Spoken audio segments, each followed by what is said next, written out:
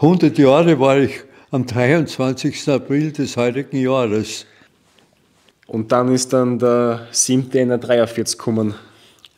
Ja, da kam der Herr Direktor und erklärt uns, bis 31. Jänner muss die Matura gemacht werden und da muss es einrücken.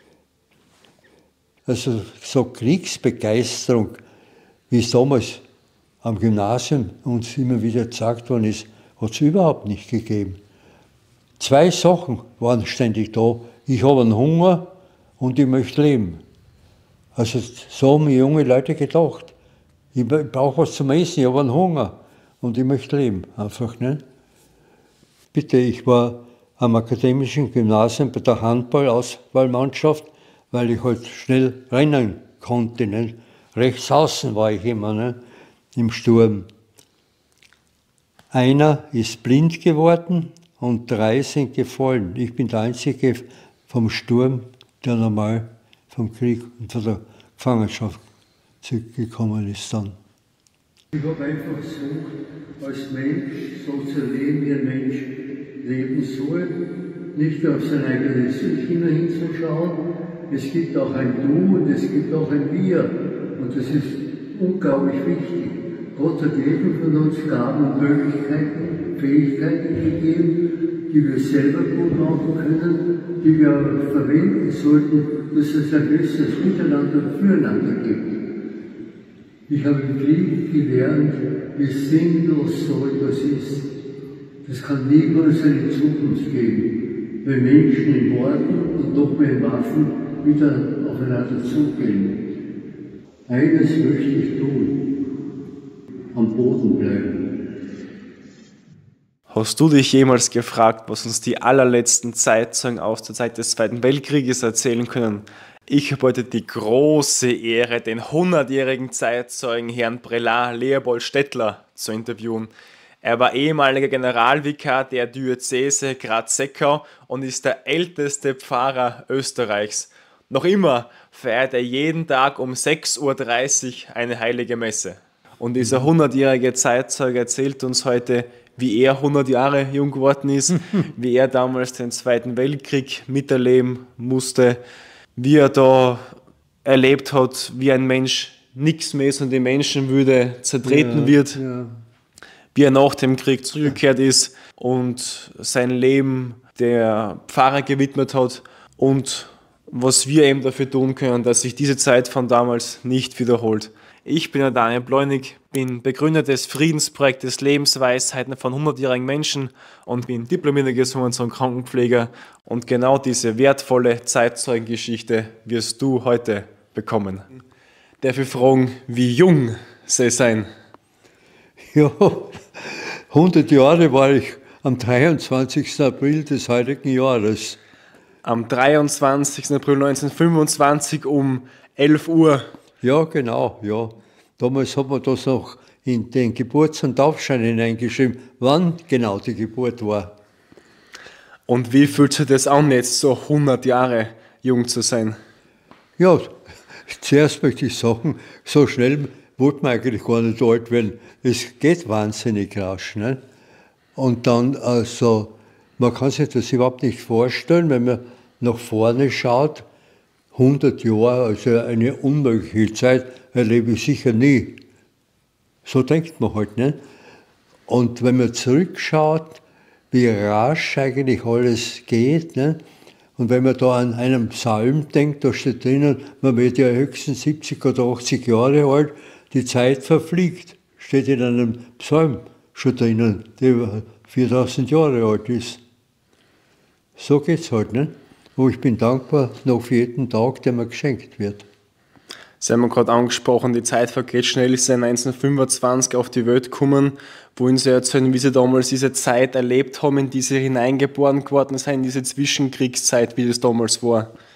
Ja, also meine Eltern waren an sich sehr einfache Leute. Der Vater war ein Schwerkriegsversehrter vom Ersten Weltkrieg mit einem Ober- und Unterkieferdurchschuss an der russischen Front. Aber gläubig waren die Eltern. Die Mutter hat gesagt, du musst einmal sehr früh Ministrant werden, damit du mal was Gescheites lernst. Nicht? Die hat mich einfach als einen Buben behandelt, der halt war wie alle anderen Buben damals. Ne? Sie waren ein Ministrant, seitdem Sie 5 Jahre alt waren, waren Sie schon Ministrant. Ja. Ich musste das Latein lernen, verstanden habe ich nichts, aber gekannt habe ich es. Aber da hat man überhaupt sich weiterhin gar nicht drüber nachdenken müssen. Ne? Das war einfach Pflicht. Das Schwierigste war eigentlich das schwere Messbuch mit dem Pult von der Epistelseite zur Evangeliumsseite hinüberzudringen. Stiegen hat es auch gegeben, da hat es halt manchmal einen Sturz gegeben. Ich, Gott sei Dank, bin immer gut hinübergekommen, ne? Aber anderen Ministranten ist es halt oft nicht so gut gegangen. Und so bin ich sehr in einen engen Kontakt eigentlich mit den Kaplänen meiner Heimatpfarre Liegis gekommen. Ich bin sehr gerne als Ministrant tätig gewesen. Die Eltern sind ja auch recht gut gewesen bei mir, nicht? Da habe ich nie Probleme gehabt. Aber bedeutender war mir manchmal schon der Kaplan. Die Mutter hat oft gesagt, was hast denn du dauernd zu tun mit dem Kaplan überhaupt? Das war halt ein erwachsener Mensch und der junge Mensch, glaube ich, braucht solche Beispiele von erwachsenen Menschen und ist sehr dankbar, dass ein erwachsener Mensch sich mit einem beschäftigt überhaupt. Ne? Wir haben 2 Kapläne gehabt. Der eine war eher so ein stiller, aber spirituell hochqualifiziert. Der ist leider als Sanitätssoldat im Krieg gefallen dann. Der zweite Kaplan, das war so ein rescher Kerl, der hat also ziemlich scharf da mit uns gepredigt und uns belehrt, wie wir jetzt eigentlich zu leben haben in dieser Situation. Ich habe keine Ahnung gehabt, wie das politische Leben in meiner Heimat Liegis war. Die Bauern waren eigentlich Keuschler, die haben nur einen kleinen Besitz gehabt. Viele Männer sind hinauf nach Volzberg, Oberdorf, Köflach in den Kohlenbergbau, haben sie dort ein sicheres Geld verdient und die Frauen daheim haben die kleine Wirtschaft halt bearbeitet. Jeder hat halt 1, 2 Kühe gehabt und ein paar Schweine und sich halt selbst versorgt. Wir haben alle gekannt, auch wie junge Leute haben viele ältere Leute gekannt in meiner Heimat. Und dann kommt plötzlich das Jahr 38, da ändert sich mit einem Schlag von heute auf morgen alles. Da wird zum Beispiel unser Bürgermeister, der war Arzt, hoch angesehen, weil er immer Tag und Nacht für die Leute da war, ne? Der wird plötzlich eingesperrt. Der hat doch gar nichts angestellt. Warum wird denn der eingesperrt? Und das Zweite, die Pfarre hat ein Haus gehabt, Burschenvereinshaus hat das geheißen bei uns. Da sind halt vor allem die jungen Burschen beieinander gewesen, gesungen, so lustige Spiele gemacht und so weiter. Wir junge Ministranten haben auch hineingehen dürfen, aber nicht dabei sein, schon bei der größeren und höheren und so weiter. Das wird auf einmal weggenommen. Das gehört nicht mehr uns, da dürfen wir nicht mehr hin.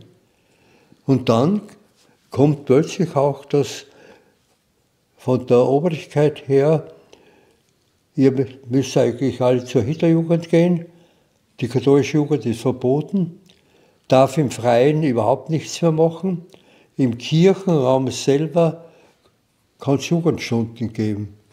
Das war für uns ja etwas völlig unvorstellbar und etwas völlig Neues, weil wir ja Sonntag für Sonntag mit dem Kaplan mitgegangen sind, wenn er irgendwo bei der Kapelle eine Christenlehre gehalten hat, für die Leute, die dort gewohnt haben, in diesem Umkreis der Kapelle.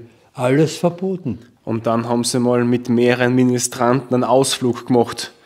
Wie ist das da dann gewesen? Was ist dann passiert nach dem Ausflug? Ja, da einen Fahrradausflug von Liegis auf den Backer Stausee in Elschot hat uns die Gendarmerie abgefangen sozusagen. Wir haben ungefähr so eine Viertelstunde vorher einen schwarzen Volkswagen da vorüberfahren gesehen bei uns. Der ist oben vom Gendarmeriepostenkommando gestanden. War die Staatspolizei. Und irgendjemand in Liges, vermutlich halt der Ortsgruppenleiter, hat das angezeigt. Da gibt es jetzt einen Ausflug von den Ministranten. Das muss da irgendwer organisiert haben. Vermutlich jeder kein Plan. Ne? Jedenfalls so ungefähr 8:30, 9 Vormittag war das, waren wir am Gendarmerieposten in Ilschot. Ununterbrochen haben sie uns ausgefragt, wer hat das organisiert, wie ist das gegangen, wer hat da mit euch gesprochen. Und heute sage ich, eben den Heiligen Geist gibt es auf allen möglichen und unmöglichen Linien. Wir haben nie geredet vorher, wer das gemacht hat. Aber jeder von uns hat gesagt, das haben wir selber gemacht. Jeder von uns, ich glaube 14 oder 16 waren wir halt, ne? Jeder hat, das haben wir selber organisiert. Quatsch sind wir waren, keine Jausen haben wir aus dem Rucksack herausnehmen dürfen, der draußen am Fahrrad vom Gendarmeriepostenkommando war. Und das hat so gedauert bis um 4:30 am Nachmittag. Heute sage ich oft bei diesen Zeitzeugengesprächen, die ich zu machen gehabt habe, auch, die haben uns den Glauben hineingewatscht in Wirklichkeit. Jetzt erst recht bleiben wir da bei der kirchlichen Jugend. Die Kirche ist ja als Kontext dann, wie das 1938 gekommen ist, ja von den Nazis nicht mehr wirklich anerkannt geworden. Das war ja dann für sie dann, weil sie ja gesagt haben, für sie dann als Protestaktion, als Widerstand eigentlich dagegen. Genau, ja. Wenn die das verbieten, wir haben nichts angestellt, unser Bürgermeister hat nichts angestellt, warum gibt es das? Ne? Und wenn man was verbietet, dann wird man erst kritisch in Wirklichkeit. Da fängt man an nachzudenken, wer macht das? Warum wird das gemacht? Wieso wird das gemacht? Ne?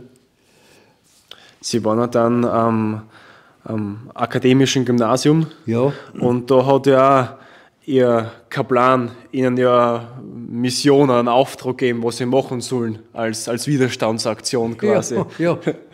Es hat jährlich im Frühsommer diese Sportwettkämpfe der Hitlerjugend in den einzelnen Dörfern und Ortschaften gegeben.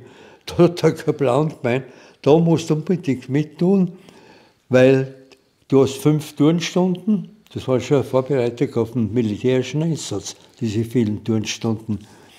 Du rennst schneller wie jeder Ligister und du hüpfst auch wie jeder Ligister. Und es ist dann so schön, wenn der Ortsgruppenleiter in der braunen Uniform dir, den Oberministranten, die Siegersnadel aufstecken muss. Ne? Ja, und wenn der Kaplan das sagt, machen wir das. Ne? Ausfertig. Ne? Und so war das halt auch 4 Jahre. Vielleicht bevor wir zu der Geschichte kommen, wie Sie sich 4 Jahre durchgelogen haben, vielleicht noch eine andere Anekdote zum Widerstand damals. Da haben Sie einer gesagt, dass die Kapläne sie oft dann dazu animiert haben, im Ort ein bisschen Werbung zu machen, weil am Sonntag die Kapläne was Wichtiges zum Sagen haben in der Predigt. Ja. Also das war interessant. Nicht? Wir waren also ein kleines Bandel. Im Ganzen, glaube ich, waren wir so 20 junge Leute, Burschen und Mädchen. Wir haben gesagt, also wir stehen einmal Hauptach da bei dem ganzen Unternehmen. Was der Kaplan sagt, das machen wir. Und wir schauen, dass wir halt andere dazukriegen noch. Vom Ort selber war das ja fast unmöglich oder direkt unmöglich, aber von der Umgebung, von den bäuerlichen jugendlichen Leuten, die da ein bisschen weiter weg gewohnt und bis 1 Stunde Fußweg zur Kirche aufgehabt haben, ne? Da haben wir natürlich einige gewonnen. Da haben wir geschaut, dass wir auch starke Große kriegen, weil wenn es zu Handgreiflichkeiten kommt, der wird schon mischen. Damals. So war das damals. Ne? Und so ist eigentlich diese Gemeinschaft immer stärker und tiefer geworden, weil wir gewusst haben, es kann was passieren, dass wir überfallen werden, dass wir geschlagen werden. Ich bin ja einmal wirklich auch überfallen, ist ein hartes Wort, aber ich habe 2 Kilometer zum Bahnhof nach Kottendorf gehabt, nicht? In aller Früh. Da bin ich einmal von so einer Hitlerjugendgruppe mitten beim Teufelstein, da war so ein riesengroßer Stein, der Teufelstein geheißen, halt, haben sie mich halt überfallen und zusammen und duscht einmal anständig. Nicht? Also wir haben gewusst, sowas kann passieren. Ne? Aber ja, da waren wir eigentlich dann stolz, nicht, wenn wir sowas durchgestanden haben. Haben Sie in dieser Zeit gewusst, so mit wem man sich so unterhalten kann? Weil Sie haben ja gesagt, wenn man jetzt zum Beispiel nur einen Radiosender hört, dann hat man da gleich vielleicht die Todesstrafe zu befürchten. Ja, wir haben nur gehört, eben auch vom Kaplan, den einen, dass es so schwere Gefängnisse gibt, wo Leute eingesperrt sind, die Auslandssender gehört haben. Wir haben ja nur ein einziges kleines Radio gehabt, Volksempfänger hat das geheißen. Da ist alles durchgegangen, was anderes hat man nicht gehört. Wir haben also nie gewusst im Krieg dann, wie schaut es in den Frontgebieten wirklich aus. Es ist immer halt nur positiv da in diesen kleinen Volksempfängern erklärt worden, was da erobert worden ist, also was wir halten nicht können, welche Stellungen und so weiter. Ne? Dass es aber KZs gibt, das war KZ, habe ich nie gehört als junger Mensch. Aber die hat es ihm gegeben, Gefängnis hat es geheißen. Wir haben eine alte Frau gehabt, die geistig debil war, die von einer Witwe aber versorgt worden ist. Die Witwe hat einfach diese Frau zu sich genommen, die hat zum Essen gegeben, arbeitet hat auch nichts können. Nicht? Auf einmal war die Frau weg. Die haben wir gekannt. Auf einmal war die Frau weg. Da war die Frage, ja, was ist denn mit der geschehen? Nicht? Der Kaplan hat nur sagen können, ja, die ist jetzt so in ein eigenes Heim oder in eine eigene Anstalt gekommen und die werden wahrscheinlich dann nicht irgendwann umgebracht werden. Ne? Und ich habe erst voriges Jahr in unserem Pfarrarchiv in der Chronik nachschauen dürfen. Die war ja gesperrt. Ich habe nicht gewusst, warum, aber voriges Jahr bin ich draufgekommen, weil der alte Pfarrer ganz genau von der Frau geschrieben hat, wann die von der Germanie verhaftet worden ist und wann eine offizielle Todesanzeige von einem Heim aus Oberösterreich gekommen ist. Da ist nur drinnen der Name gestanden, der Todestag und dann irgendein Herzversagen, so irgendwas ist er dann gewesen. Ne? Aber von diesen schwierigen Sachen haben wir junge Leute also keine Ahnung gehabt. Da haben Sie ja, weil Sie jetzt die KZs ansprechen, die Familie vom späteren Bundeskanzler, vom Dr. Gorbach, da haben Sie ja eine Rolle gespielt. Ja. Unser Arzt war befreundet von der Jugendzeit an mit dem Alfons Gorbach.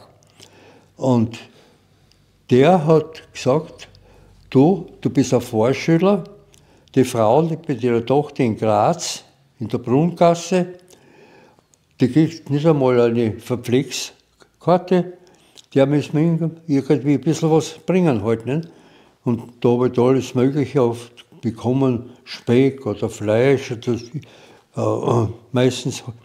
Und als Vorschüler hat man so Glück gehabt, 3 Waggon Vorschüler, wie von Köflich nach Graz gehabt, die waren an allen schuld, wenn irgendwo was war, kein Mensch hat uns mögen. Die Schaffner haben uns nicht mögen, also das Bahnpersonal hat geschaut, dass sie uns gleich wieder weiterbringen. Nicht? Die Bahnpolizei am Grazer Hauptbahnhof, der hat auch noch geschrien, verschwindet, schaut, dass ihr in die Schule kommt. Nicht? Also ich bin nie kontrolliert worden, das war mein Glück. Und da habe ich halt immer wieder was hingebracht. Und dann hätten Sie ja zur Hitlerjugend müssen. Und wie haben Sie die Zeit da geschafft, so durchzumachen, was Sie vorher schon angesprochen haben, dass Sie sich da 4 Jahre durchgelogen haben? Wie ist das so gewesen damals?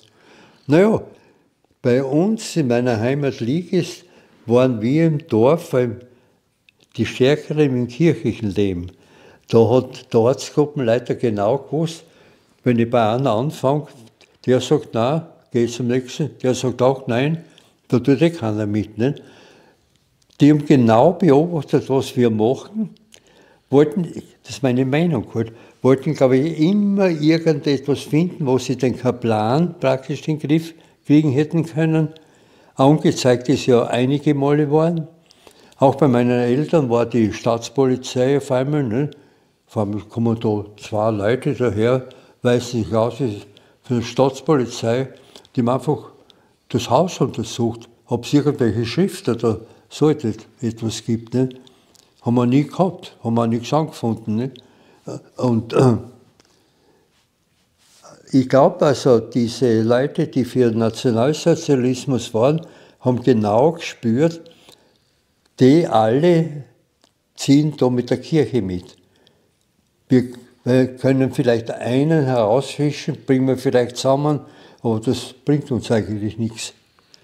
Da hatte der Kaplan was sehr Imponierendes gesagt, finde ich so. Da hat es ja den Spruch gegeben, so, Jesus Christus ist unser Führer und nicht Adolf Hitler. Ja. Jesus Christus ist unser Führer, unser König und so weiter. Das war eine gefährliche Aussage damals. Das habe ich erst als Kaplan dann und Pfarrer in Junberg und in Fonsdorf gemerkt, weil in unserem Dekanat 2 Priester waren, die im KZ gewesen sind. Der eine, weil er zu laut gepredigt hat, eben in dieser Ort, und der andere, weil er engländischen Sender gehört hat, Auslandssender gehört hat. Beide waren im KZ, beide sind Gott sei Dank im Jahr 1945 bei diesem Fluchtmarsch von Mauthausen, der da einige Tage und Nächte gedauert hat, haben sie abhauen können in der Nacht einmal. Die habe ich gekannt und beim einen habe ich viel helfen müssen bei seiner Kinder- und Jugendarbeit in einer kleinen Pfarre da oben im Junberger Dekanat. Der hat mir halt dann manches erzählt, aber als junger Mensch keine Ahnung gehabt, was da wirklich passiert. Und dann hätten sie ja bald die Matura machen sollen, aber da haben sie dann einen Ausweis braucht, als bei der Hitlerjugend waren. Ja. Aber sie waren nicht bei der Hitlerjugend. Wie hat sich das dann so ergeben, dass sie da irgendwas kommen nachher dann, was sie 4 Jahre durchgelogen haben? Jeder müssen plötzlich eine Bestätigung von der Hitlerjugend bringen. Es war für mich natürlich eine bittere Sache, was mache ich jetzt? Bin ich halt zu meinem Schuldirektor in Liges gegangen, zum Herrn Direktor Salkowitsch, so hat er geheißen, ne? Und habe gebeten um diese Bescheinigung, die ich jetzt brauche. Der hat gesagt, du warst nie bei der Hitlerjugend. Sag ich, ja, das stimmt, aber bei den Frühjahrswettkämpfen habe ich immer mitgetan. Sagt er, ja, das stimmt auch. Und da hat er mir halt so ein paar Zeilen geschrieben. Was die da am Gymnasium dann gemacht haben, das weiß ich nicht, aber es hat genügt. Weil sie immer gesagt, in Ligist haben sie gesagt, ich bin in Graz bei der HJ. Ja. Und in Graz haben sie gesagt, ich bin in Ligist Ja. bei der HJ. Das habe ich bei meinen Vorträgen als Zeitzeuge immer gesagt, damit die jungen Leute aufpassen. Habe ich mir angefangen, 4 Jahre habe ich gelügt, so habe ich angefangen.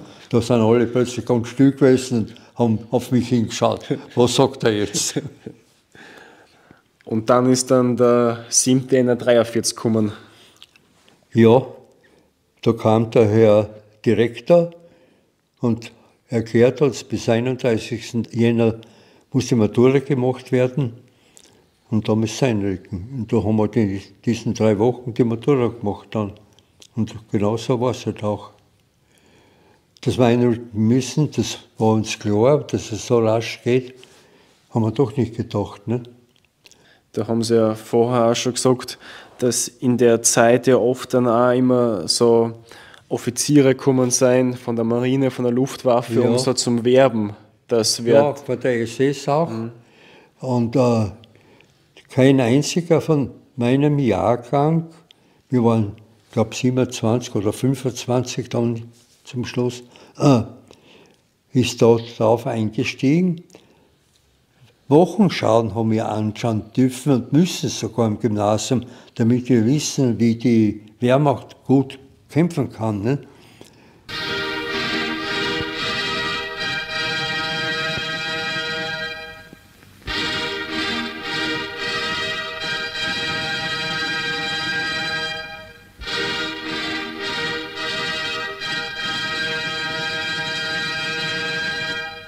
Die unvermindert harten Abwehrkämpfer an der Ostfront stehen im Zeichen des beginnenden Winters.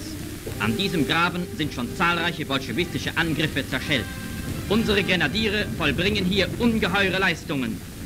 Im Schlamm arbeitet sich eine Gruppe unter dem Donner der Geschütze und dem Heulen der Werfer nach vorn.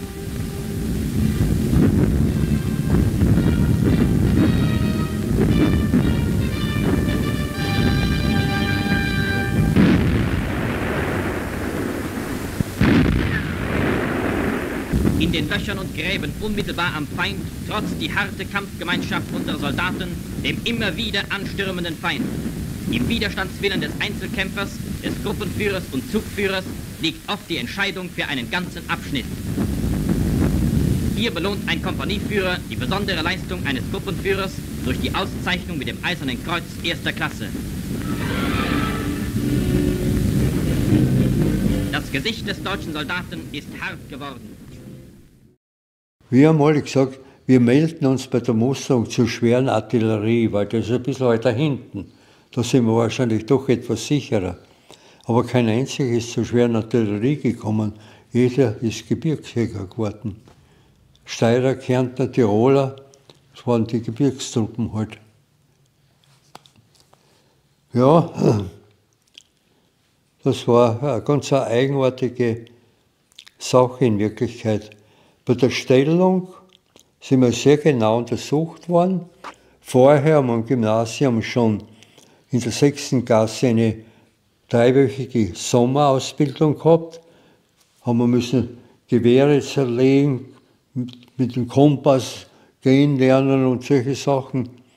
Und in der 7. Klasse eine Winterausbildung auf der Schmelz bei Judenburg gehabt.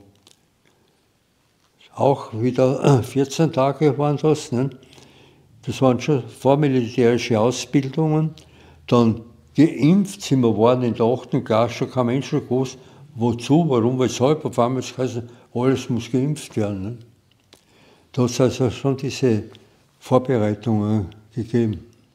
Ich bin ausgebildet worden also für ein schweres Maschinengewehr mit dieser Nummer 42. Das war ganz eine neue Waffe, die die Deutschen da zusammengebracht haben, mit einer unglaublichen Schusssicherheiten. Und da sind wir plötzlich von heute auf morgen zu einem Einsatz gekommen, was geheißen hat, der Tito sei mit seinem Stab da irgendwo in Istrien unten, da sind wir halt hinuntergeführt worden, von heute auf morgen, ruckzuck ist das gegangen, nach Prestrane. Ich habe keine Ahnung gehabt, wo das überhaupt genau ist, nicht? Weil ich noch nie vorher in Istrien unten war. Nicht? Dort hat es so ein kleines Barackenlager gegeben und dort haben wir übernachten können und leben können mit einer kleinen Küche, die dabei war. Und dann sind wir da eingesetzt worden in diesen waldreichen Hügeln. Wir haben nie gewusst, wir haben nie einen echten Partisanen auch gesehen. Aber was wir gehört haben, Glocken haben geläutet plötzlich am helllichten Tag. Da ist uns dann gesagt worden, dass also die Bevölkerung auf Seite der Partisanen sei, weil die Deutschen so radikal im politischen Bereich gearbeitet haben. Die deutsche Sprache war Pflicht, sie wollten also die Muttersprache Slowenisch verbieten und so weiter. Ne? Und wenn die Glocken geläutet haben, war das ein Zeichen, da sind irgendwo Partisanen unterwegs, die da gewarnt werden. Aber wir haben nie einen gesehen. Wir haben dann auch gehört, dass, ich weiß nicht wie viele Kilometer von unserem Lager weg, dass so englische Flugzeuge in der Nacht Waffen und Munition und Verpflegung mitten in einem Waldgebiet herunterhauen würden. Wir haben nur einen Flugzeuglärm gehört, aber nie einen gesehen mitten in der Nacht. Ne? Ja, und dann traf ich dort unten einen Kollegen aus dem akademischen Gymnasium, der vor mir war, dessen Bruder ich auch gekannt habe, weil der war im Franziskanerseminar. Und der sagt zu mir, du, möglich für einen Offizierslaufgang, du bist 4 Monate in der Heimat wieder sicher. Ne? Und ich habe keine Ahnung gehabt, was das alles bedeutet in Wirklichkeit. Aber 4 Monate Heimat, das war natürlich etwas, ja, zu dem kann ich nur Ja sagen. Ne? Ich habe noch keine Ahnung gehabt, dass die deutsche Wehrmacht die meisten Verluste bei den jungen Leutnants gehabt haben. Weil die fertig geworden sind, sind sofort irgendwo an die Front gekommen und ich musste das erste dann hinaus. Das habe ich alles erst hinten noch erfahren, was das für ein Unsieg gewesen wäre in Wirklichkeit. Also diese 4 Monate waren vorbei und dann war ich der Einsatz im Finnland oben. Das war jetzt eine Zeit für die Ausbildung, da zwischendurch ein Einsatz halt gewesen. Ne? Dann wäre es halt wieder weitergegangen. Das heißt dann am 24. Oktober 1944 nach Finnland aufgekommen. Ja, ja. Im höchsten Norden der Ostfront.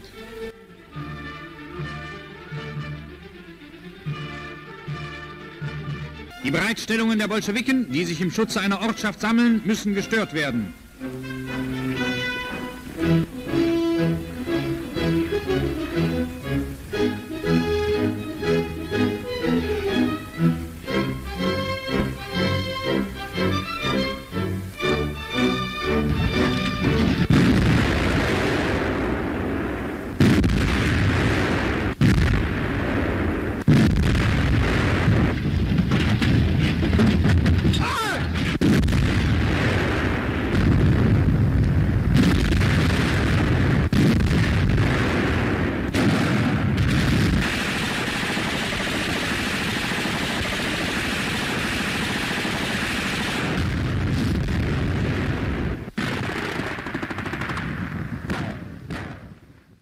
Das war die Fahrt Klagenfurt-Berlin mit dem Zug für lauter Gebirgsjäger. In Berlin sind wir gleich einmal verhaftet worden, weil wir keine Ahnung gehabt. Wir sind halt sogar nach Haufen, 3, 4, 5 Leute, Berlin anschauen, weil wir dort eine Nacht übernachten mussten, bis wir nach Dänemark weiterfahren konnten. Ne? Hat uns da plötzlich die Feldgendarmerie verhaftet. Nicht? Wir haben keine Ahnung gehabt, warum, wieso. Ja, in Berlin dürfen nur 2 Soldaten miteinander gehen. Die haben die irgendwie schon Angst gehabt, wenn da ein paar gehen, dass es so einen Aufstand oder so irgendwas was geben könnte. In der Kaserne haben sie uns dann verhört, von wo kommt es überhaupt her? Ja, von der Ostmark, wir sind Gebirgsjäger, müssen nach Finnland. Ah, das sind die Ostmärker. Dann haben sie das Edelweiß auf der Uniform gesehen. Ja, ihr seid schon wieder frei. Also das Edelweiß haben sie gewusst, das sind die Depperten aus der Ostmark da unten. Die verstehen tun da eh nichts. Oh, Gebirgsjäger sind das Gute, das haben sie gewusst. Dann sind wir am nächsten Tag nach Dänemark hinauf. Da haben wir mal dumm reingeschaut, weil in Dänemark die Geschäfte alle voll waren. Käse, Milch, Wurst und was da alles gegeben hat. Das hat es bei uns unten nirgends mehr gegeben. Und wir haben 20 dänische Kronen, hat jeder gehabt. Ne? Das haben wir gleich mal umgesetzt. In Dänemark sind wir dann eingeschifft worden und dann hinauf, nördlich von Narvik, Tromsø. Es war ein großer Marinestützpunkt und von Tromsø praktisch vorne an die Front. Das waren zuerst so, ich glaube, so 30 oder 40 Kilometer vielleicht Feldstraßen, wo Autos noch fahren konnten. Und dann war schon eisig, schneeig zum Teil und keine Straße mehr. Da sind wir mit den Ski weiter, bis wir vorn zur Front gekommen sind. Und eingeteilt sind wir dann ungefähr, das war so 20 Kilometer von der Frontlinie, da war eine kleine Holzhütte, das war das Lazarett. Da war ein Arzt da und dann ein Kommandant halt Und der hat genau eingeteilt, in welche Einheit man da kommt und wo man hin muss. Ne? So ist das gelaufen, halt alles. Wie kalt war es denn da oben? Saukalt. Wunderschön in der Nacht beim Wachstein, weil das Nordlicht war ja da, ne? Aber das haben wir eigentlich dann gern verzichtet. Im Erdbunker war ja nur so eine kleine Röhre mit so einem Öfel, mit Birkenholz haben wir da halt geheizt, saukalt war es auch im Bunker drinnen immer. Da haben wir gelernt, was wirklich Nächstenliebe, was Gemeinschaft ist, weil man ständig irgendwo angestoßen ist beim anderen. Also da hat es gar nichts anderes geben können. Miteinander haben wir jetzt diese Situation und miteinander versuchen wir, so gut es halt geht, da in der Situation zu leben. Also von uns jungen Leuten, also so Kriegsbegeisterung, wie es damals am Gymnasium uns immer wieder gesagt worden ist, hat es überhaupt nicht gegeben. 2 Sachen waren ständig da. Ich habe einen Hunger und ich möchte leben. Also so haben junge Leute gedacht. Ich brauche was zum Essen, ich habe einen Hunger und ich möchte leben. Einfach, ne? Ja, und wir sind in diesem Erdbunker zu 6 da drinnen wirklich gut ausgekommen, weil wir einfach versucht haben, miteinander die Situation jetzt zu leben. Ne? Der Kommandant von diesem Erdbunker war ein Tiroler. Wie ich dort hingekommen bin, hat mich gefragt, wo kommst du denn überhaupt her? Wer bist du? Und so weiter. Du, ich sag dir gleich, da herinnen gehören wir alle zusammen. Merkt ihr das? Mir hat er nicht zu sagen gebraucht. Ja, und da haben wir halt unseren Dienst gemacht. Der direkte Kampf war dort bereits aus. Aber die russischen Scharfschützen waren da. Die haben genau gemerkt, wenn irgendwo ein Rauch gekommen ist, da geht entweder ein Kaminrauch von einem Bunker oder im Stellungssystem raucht einer eine Zigarette oder etwas. Das war ja streng verboten, Rauchen. Und da hat es manche Tote gegeben. Auch ich habe so einen Kärntner Toten neben mir gehabt. Das war ein flotter Bursche. Der hat mich gefragt, was bist du denn vom Beruf? Wilddieb, hat er mir nach der Schrift gesagt. Ich bin ein Wilddieb. Der hat wirklich, war unser Scharfschütze. Also, das war noch also eine sehr gefährliche Geschichte, nicht? Bis es zum Rückzug gekommen ist. Und der Rückzug war auch etwas überraschend. Unser Chef hat gesagt, also ihr könnt euch beim Himmel aus, ihr müsst südwestlich gehen, dann kommt es nach Norwegen. Und Norwegen ist noch deutsches Kriegsgebiet, dort ist noch alles in Ordnung, dort müsst ihr hinkommen. Nicht? Haut alles weg, bis auf eure Waffen, die werdet ihr brauchen können, nicht? Sonst haut alles weg und schaut, dass ihr mit dem Leben davon kommt. Schlafen geht maximal 2 Stunden am Schnee. 2 Leute müssen aber Posten stehen, dass ja keiner verschlaft, weil dann ist er tot. So hat uns der halt weggeschickt. Und so sind wir halt noch die Sterne gekatscht, Birkenrinden gegessen. Wir haben ja nichts zum Essen gehabt. Eigentlich, was wir noch mitgekriegt haben, das war ein beinhartes Brot, hat man da rumgekaut, dann war das auch mal vorbei. Ne? Fleisch und sowas hat es überhaupt nicht gegeben. So eine komische Marmelade ist, mir ist immer vorgekommen, wie so eine Kürbismarmelade ist das. Ne? Das haben wir nicht mitnehmen können, das batzerte Zeug und so weiter. Ne? Aber Waffen und Brot, was noch da war, so sind wir halt da am Zug. Zwischendurch haben sie dann auch gesagt, dann sind die russischen Tiefflieger gekommen.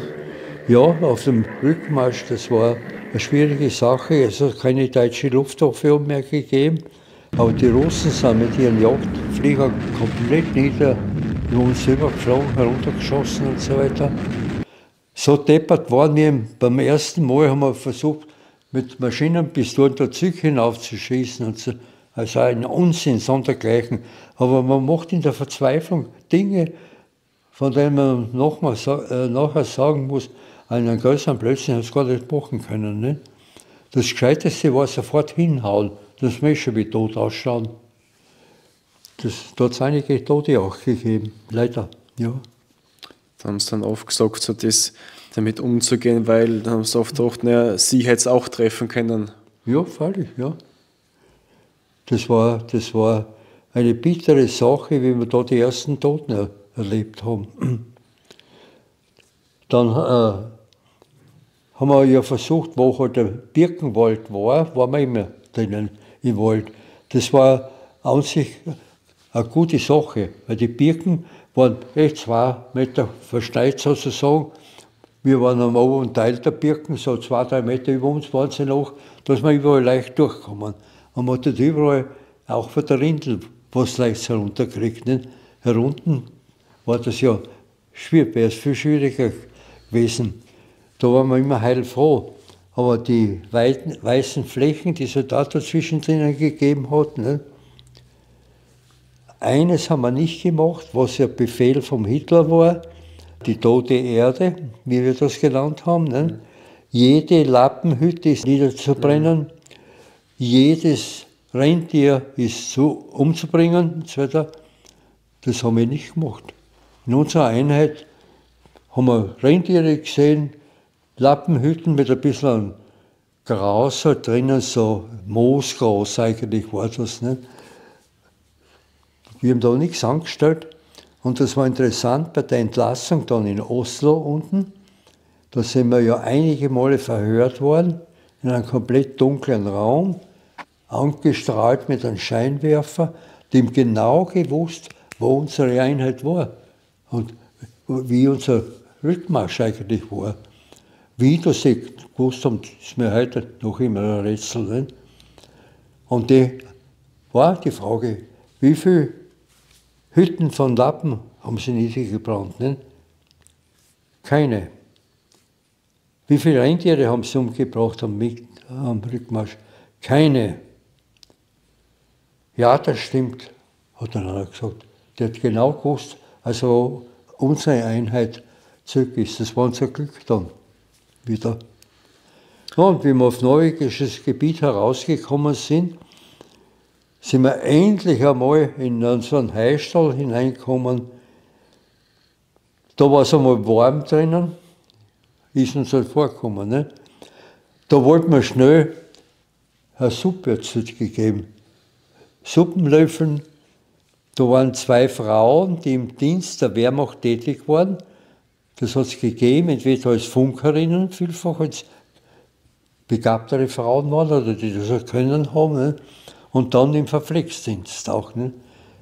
Die haben sofort gesagt, Moment, na, wir werden schauen, dass ihr nach einer Woche halbwegs gut beieinander seid.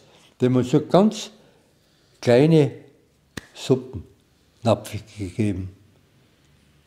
Wir hätten gern viel mehr gehabt. Nicht? Aber das hätte man wahrscheinlich nicht vertragen, das haben die genau gewusst.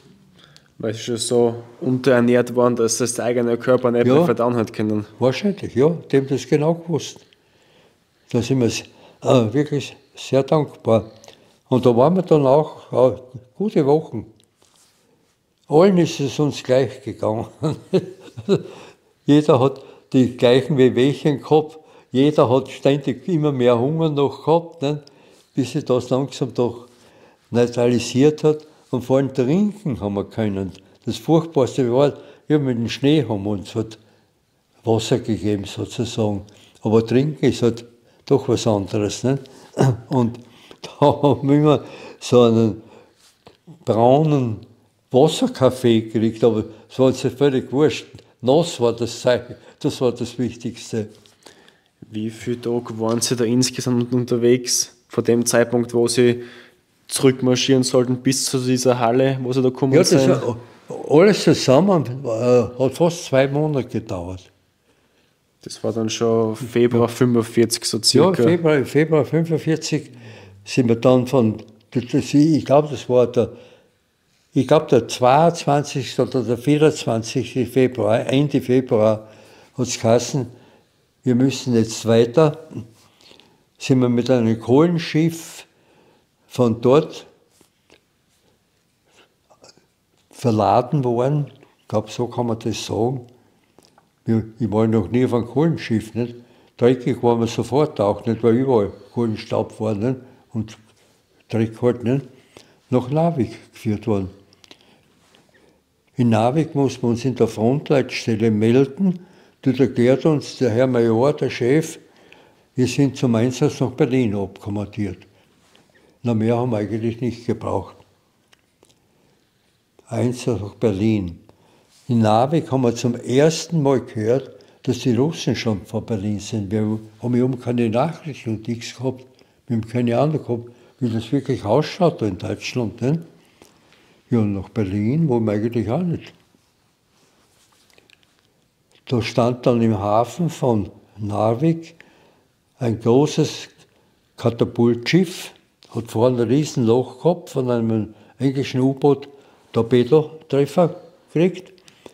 Die Katapultschiffe, die haben einen Flieger oben gehabt, die sind hinaus ins Meer, dann ist der Flieger gestartet worden, um zu schauen, ob da irgendwo feindliche Flottenverbände unterwegs sind. Weil die Amerikaner haben ja stark nach Murmansk hinauf geliefert, Golfstromgeschichte, das ist mit dem Schiff bestens gegangen. Und das wollten die Deutschen ja erobern, haben es aber nicht erbockt. Auch wir nicht, wir waren ja auch vor Murmansk. Und der Posten, unten am Marineposten, sagen wir, bleibt ihr da oder was macht ihr mit dem Schiff? Ja, wir müssen nach Trondheim, dort ist eine Werkstätte, das muss wieder repariert werden. Ja, können wir da mitfahren mit euch?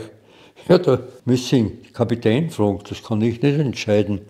Ja, dürfen wir hinauf zum Kapitän? Ja, steigt auf über die steile Leiter. Sind wir hinauf? Da sehe ich den Kapitän, wie ich mir als Bauer einen Kapitän vorgestellt habe. Ein weißen Bart, ein weißes Kappel, lieb schaut er aus, freundlich schaut er aus. Genauso habe ich mir einen Kapitän vorgestellt. Und dann sagen wir sind nach Berlin abkommandiert worden, dürfen wir mit dem Schiff da mitfahren und so weiter.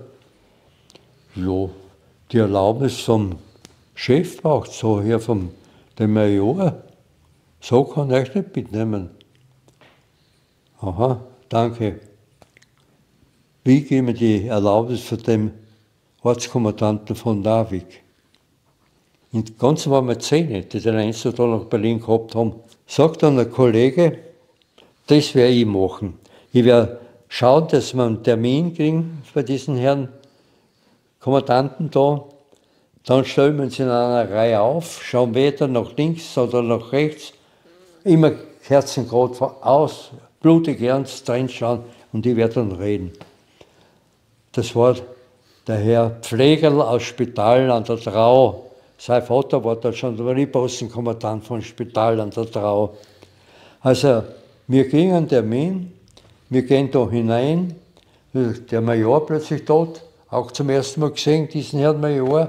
Das war so ein etwas kleinerer Herr, wir stehen dort, Hauptdach, und der Pflegerl fängt an zu sagen, Herr Major, wir haben den Auftrag nach Berlin, wir sind junge deutsche Männer, wir wollen für Führervölkerung Vaterland unser Leben riskieren, wir wollen Berlin verteidigen. So redet er da daher. Ich bin da und da. Der Major schaut jeden an, so von oben bis unten, schweigend an.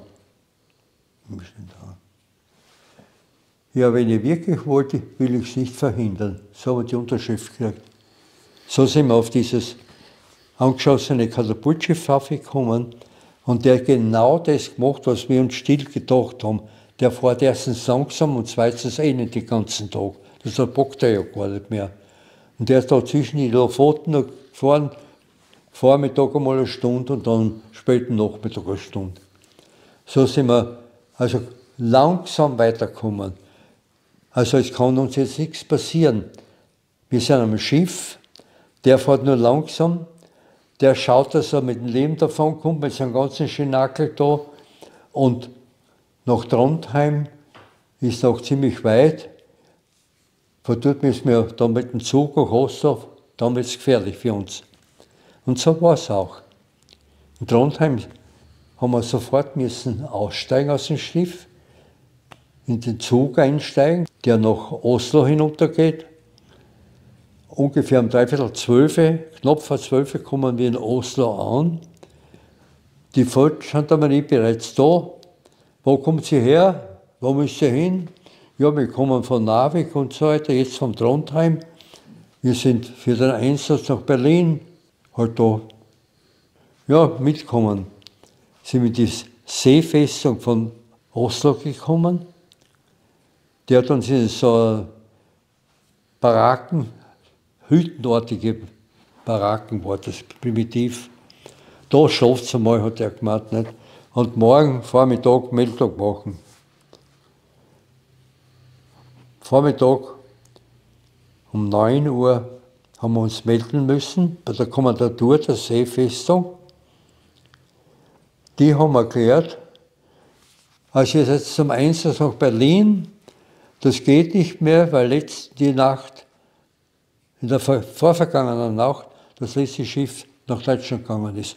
Die Engländer haben bereits die ganze See im Besitz. Ihr werdet da zur Verteidigung der Seefestung eingeteilt. Ende April 1945. Ja.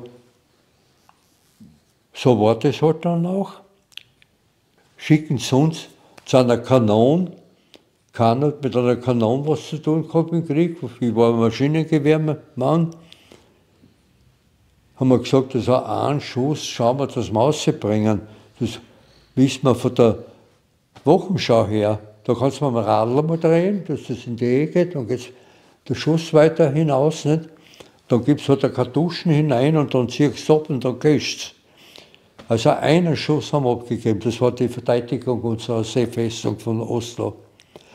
Neben uns waren 2 Flieger, die haben auch eine Kanone gehabt, die haben sich noch weniger wie wir ausgekannt. Nicht?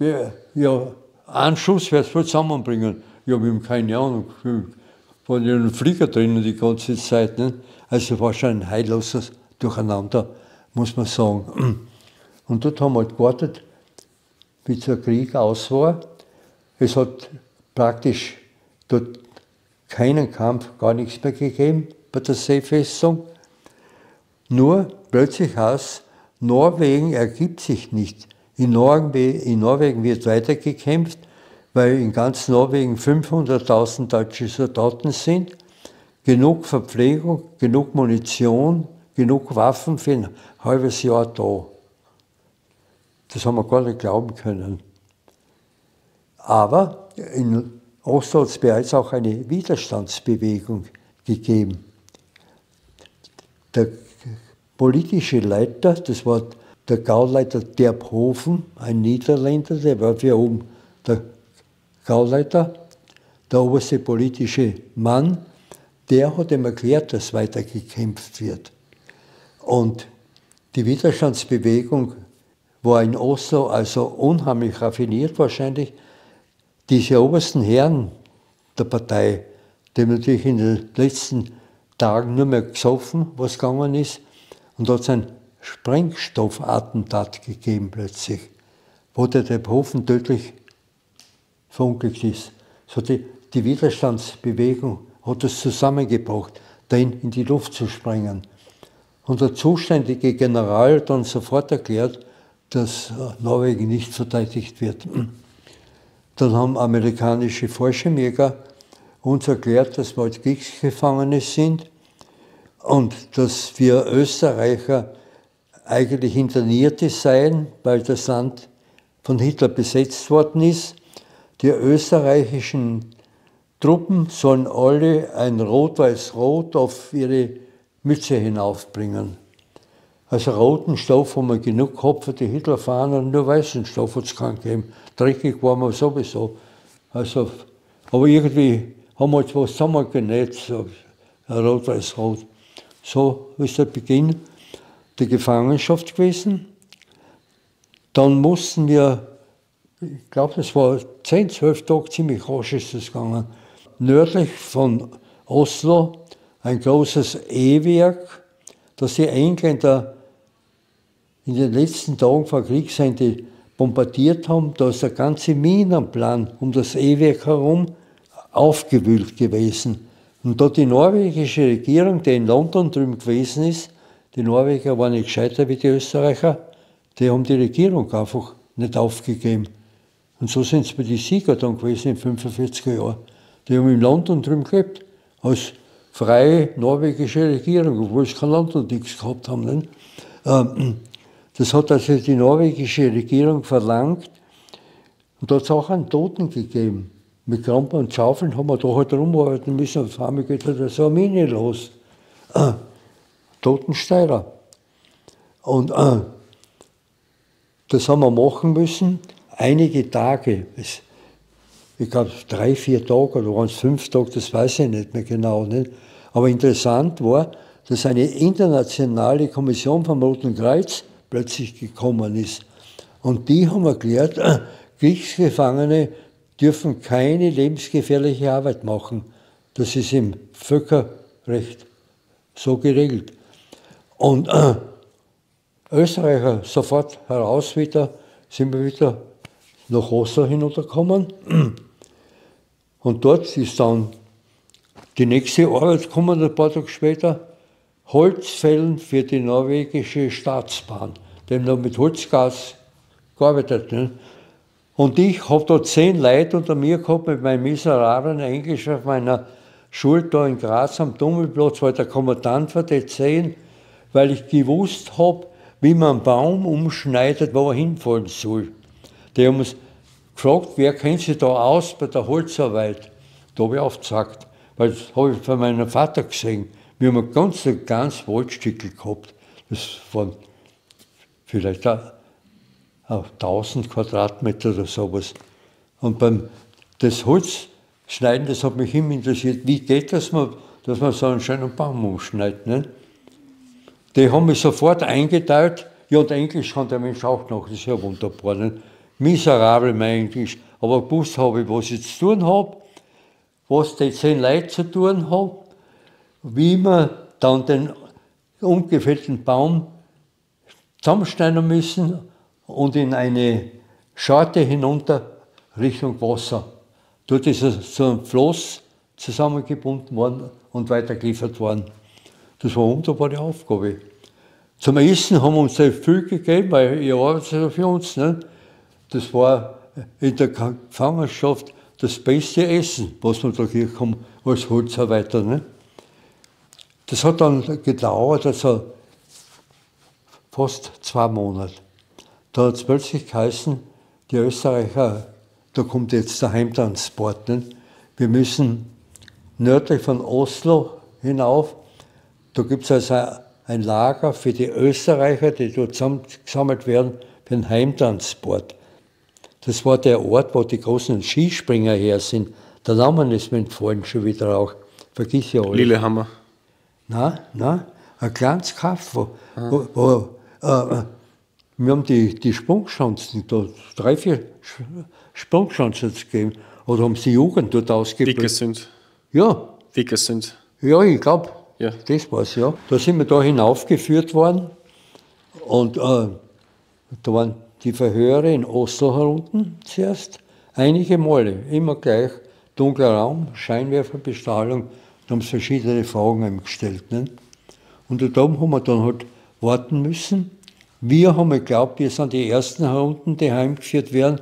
Dabei waren wir die Letzten, weil die geglaubt haben, wir müssen die oben zuerst heimführen, weil zum Schluss kommen die Russen noch. Dann sind die wieder in Gefahr da oben. Es sind also die deutschen Soldaten von Nordnorwegen zuerst entlassen worden. Ja, dann haben sie es mit einem ehemaligen französischen Kühlschiff von Oslo hinübergeführt nach Deutschland, nach Bremerhaven. Geschied und Gossen hat es. Am Sportplatz in Bremerhaven haben sie uns in Zelte hineingegeben, ohne irgendetwas. Da sind wir am nassen Boden geschlafen. Da müssen wir warten, bis genug beieinander sind für 900 Österreicher, weil so viel fast der Zug. Das haben wir auch noch überlebt.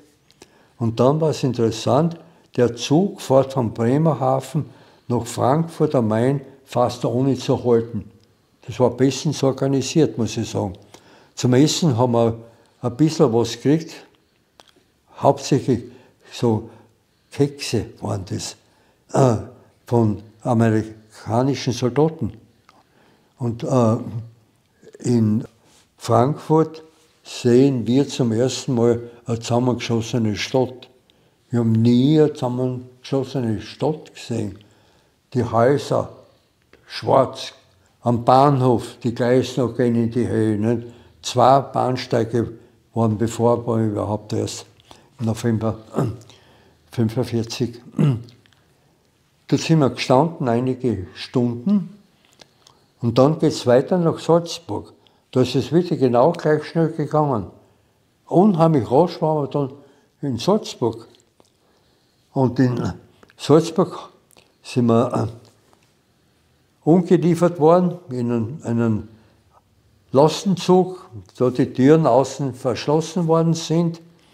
Wir haben nicht einmal dürfen wohin marschieren, ist der Zug weitergefahren. Und dann, da waren wir schon im Insta herum. Wir haben es einfach nicht ausgehalten, haben wir rumpumpert da, bis eigentlich einmal Soldaten gekommen sind. Ja, was ist denn los? Ja, wir müssen halt. Nicht? Ja, der hat es kapiert. Der hat den Zug einmal stehen lassen. Der Kommandant hat ja da vorne alles einmal aussteigen. Zuerst die Soldaten, die da mit der Maschinenpistole gestanden sind. Und wir haben da die Bäume und die Wiesen anständig versorgt. Nicht? Und da sind wir halt weitergefahren, bis Sötztal. In Sötztal bleibt der Zug stehen. Und da habe ich zum ersten Mal mit einem Eisenbahner reden können. Den frage ich, ob er weiß, wie das ausschaut in der Weststeiermark, in Ligist. Das ist meine Heimat. Ja, das sind die Russen, sagt er, um Gottes Willen. Ich habe keine Ahnung gehabt, dass in meiner Heimat die Russen sind. Jedenfalls haben uns die dann von Selztal auch ziemlich rasch nach Kapfenberg geführt. In Kapfenberg war das große englische Entlassungslager. Die waren sehr freundlich dort. Ein Papierkrieg war es halt. Alles einmal ausziehen, dass nichts schmuggelt sozusagen, wieder anziehen. Und dann haben wir halt ein Papier gekriegt, Englisch und Deutsch. Und 20 Schillinge, das waren diese, die Amerikaner mitgebracht haben. Das war Geld, mit dem man damals kaufen konnte, aber eigentlich nur für die Soldaten. Ein Dienstgeld war das.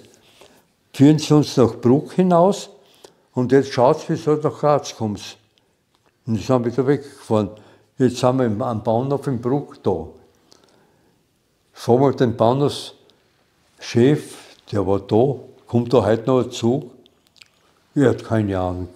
Das wissen wir jetzt überhaupt nicht, ob ein Zug kommt. Manchmal kommt einer, dann kommt einmal keiner, dann kommt einmal plötzlich einer, von dem wir überhaupt nichts gewusst haben. Aha, können wir da warten? Ja, da müssen so warten. Können Sie so nirgends hingehen bei uns nicht?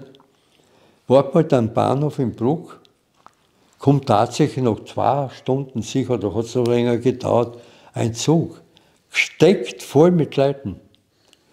Leute schauen aus, ja, das sind Heimkehrer, die müssen noch einer. Ne? Also bin ich halt auch in so einen Zug, in ein Abteil hineingekommen. Ich habe gerade gesehen, wie so ein kleines Kind auf dem Gepäckstreck auflegen, damit ein bisschen Platz unten noch ist für uns. Ne? So sind wir halt mit dem Zug von Bruck nach Graz gekommen. Und ungefähr von Leiten kommt natürlich ein Schaffner daher, Fahrkarte bitte. Ja, wir haben keine Fahrkarten. Ja, dann müssen Strafe zahlen. Bitte zahlen wir mehr Geld. Ne? Also das Erste, was wir in befreiten Österreich als befreite Kriegsgefangene getan haben, war Strafzahlen. Wir haben halt für die 20 Mark, die wir da gehabt haben, Strafe gezahlt. Und so sind wir nach Graz gekommen. In die Freiheit. So war's. Dann sind sie am 14. November dann nach Ligis zurück und haben dann zweimal laut. Ja, das war mit den Eltern ausgemacht, weil wir halt unterwegs waren und später in der Nacht heimgekommen bin auf die große Türklinke zweimal hauen, das ist der Herr Sohn, der jetzt wieder mal daheim ist. Nicht? Und so haben wir das auch gemacht. Nicht? Die Eltern haben ja seit Anfang an nichts mehr gewusst von ihnen. Es hat dann keine Feldpost mehr gegeben, es hat Ja. keiner gewusst, was mit denen passiert ist. Ja, die Eltern haben nichts gewusst und die von den Eltern nichts gewusst. Nicht? Und mein Bruder, der ist ja 5-mal verwundet worden, der war schon in Lankawitz oben, bei den Franziskanern. Der ist zum Schluss, die 5. Verwundung war unten in Albanien. Da ist er mit einem verwundeten Zug nach Klagenfurt gekommen. Dort hätte er in einer Lazarett kommen sollen. Alles besetzt, geht nichts. Nach Innsbruck, dort ist ein Platz. Alles besetzt, nach Vorarlberg hinüber. Dort ist ein Platz gewesen. Und in Vorarlberg, interessanterweise, ist er von einem französischen Armeegeistlichen, der hat dort die Leute besucht, also die deutschen Soldaten. Nicht? Und mit denen haben viele geredet, wo sie eigentlich hingehören.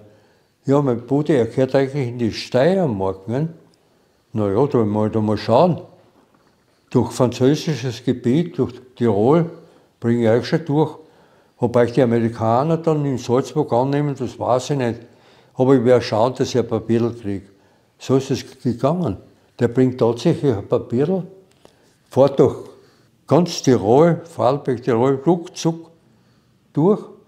Die Amerikaner schauen sich das Papierl an. Naja, in die englische Zone, schauen wir das gleich weiterbringen. Ruckzuck gegangen. Und erst dort oben hat er genau gehört, wo die Russen wirklich sind. Das hat er vorher nie gehört, wo die genau sind. Alle haben gesagt, ja, in der Weststeiermark. Ja, wo in der Weststeiermark? Ne? Und da ist ihm erklärt worden, dass also Volzberg russisch ist, Köfloch aber englisch ist. Aha, Köfloch passt gut, weil da ist Lankawitz in der Nähe. So haben sie gesagt, schauen wir, dass wir nach Lankawitz kommen. Sind also in der englischen Zone noch ein Stück gefahren da oben und sind dann zu Fuß dann, da wie die Stube bis nach Lankawitz gegangen. Und der war früher daheim wie ich. Weil er damals auch schon Theologiestudent war, Ja. haben sie gesagt, deswegen hat er der französische Armeegeistliche Ja. geschaut, da ist ein Theologiestudent, den müssen wir schauen, dass Dann schauen wir, der dass wir weiterbringen, ja. Ja.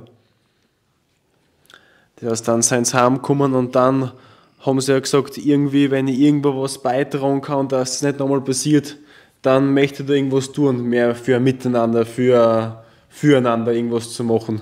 Ja, im Krieg habe ich halt kennengelernt, dass ein Mensch, wenn es Gewalt und Macht gibt, eine große Null ist. Er hat überhaupt keine Chance.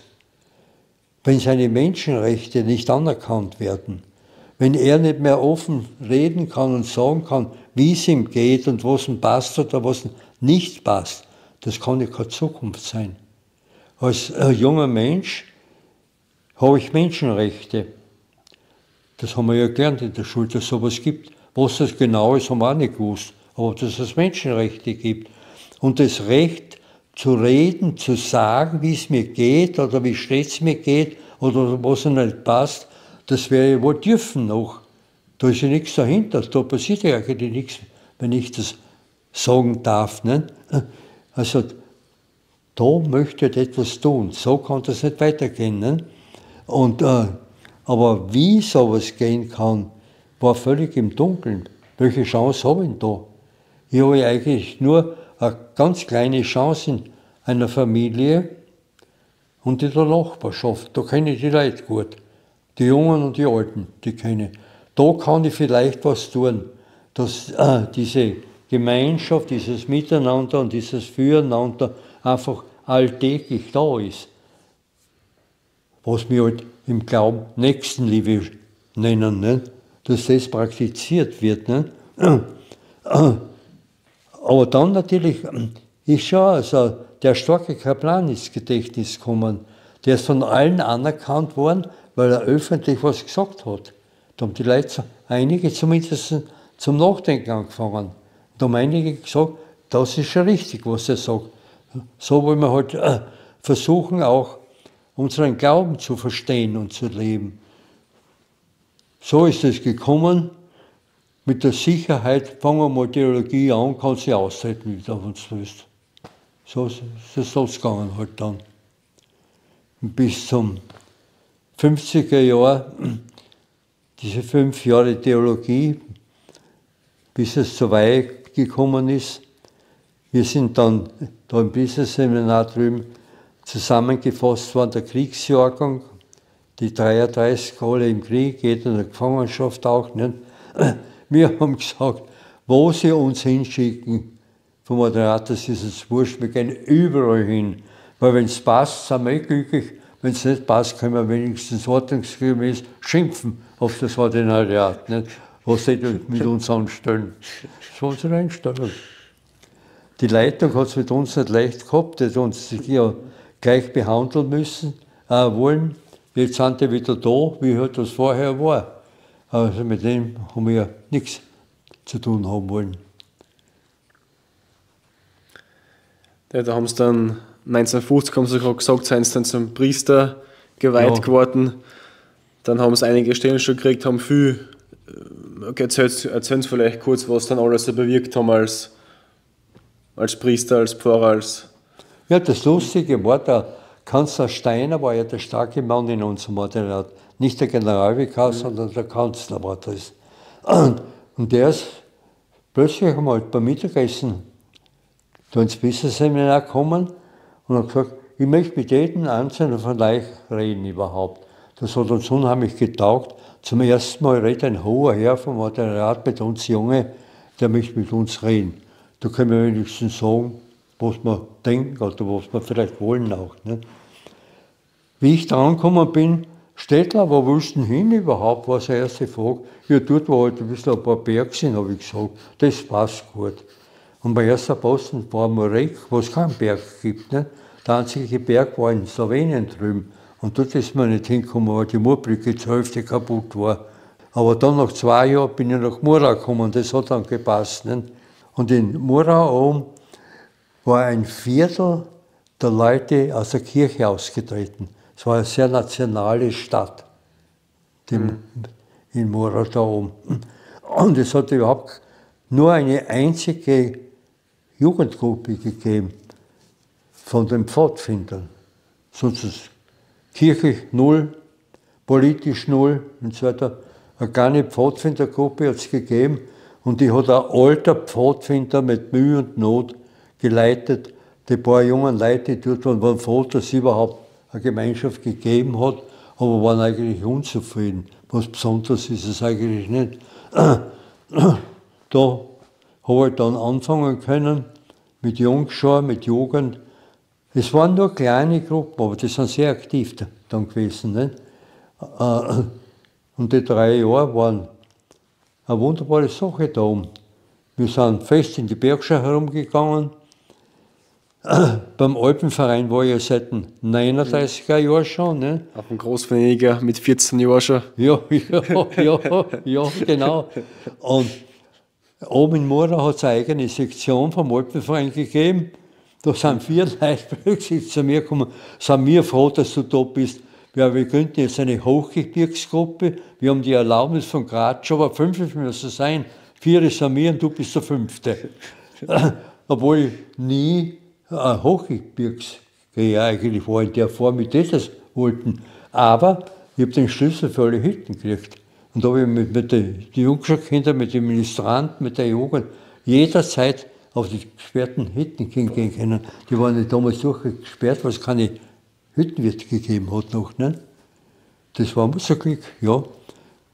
Das Schwierige war immer, wenn ich mit der Madelgruppe unterwegs war, kochen tun wir, selbstverständlich.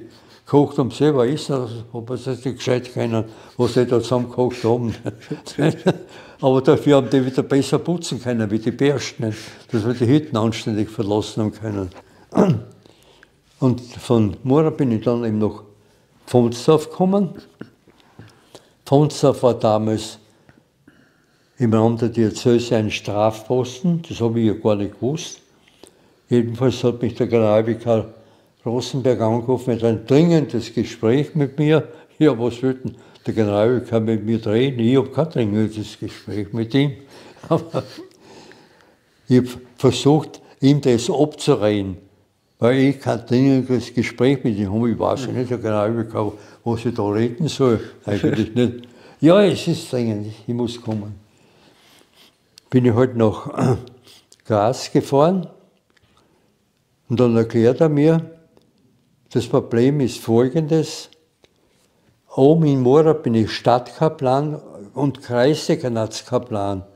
Und kommen soll ich nach Vonsdorf, und Vonsdorf ist nicht einmal ein Markt, ist nur ein Dorf. Das ist ein Abstieg nach unserer Sicht. Das höre ich zum ersten Mal, dass das ein Abstieg ist. Also, mir ist das völlig wurscht, nicht? Leid, wie sie dort auch geben, für die da sein kann. Sein Gesicht ist einfach hell geworden und aufgegangen, dass es also anstandslos gegangen ist. Ich bin erst ein Jahr später draufgekommen, wie das Ganze überhaupt gelaufen ist. In dem Jahr, ein Jahr, das war also 3 Jahre, war ich oben in Mora. Im 2. Jahr, wie ich oben war, kommt nach Vonsdorf der Kaplan von Wundschuh.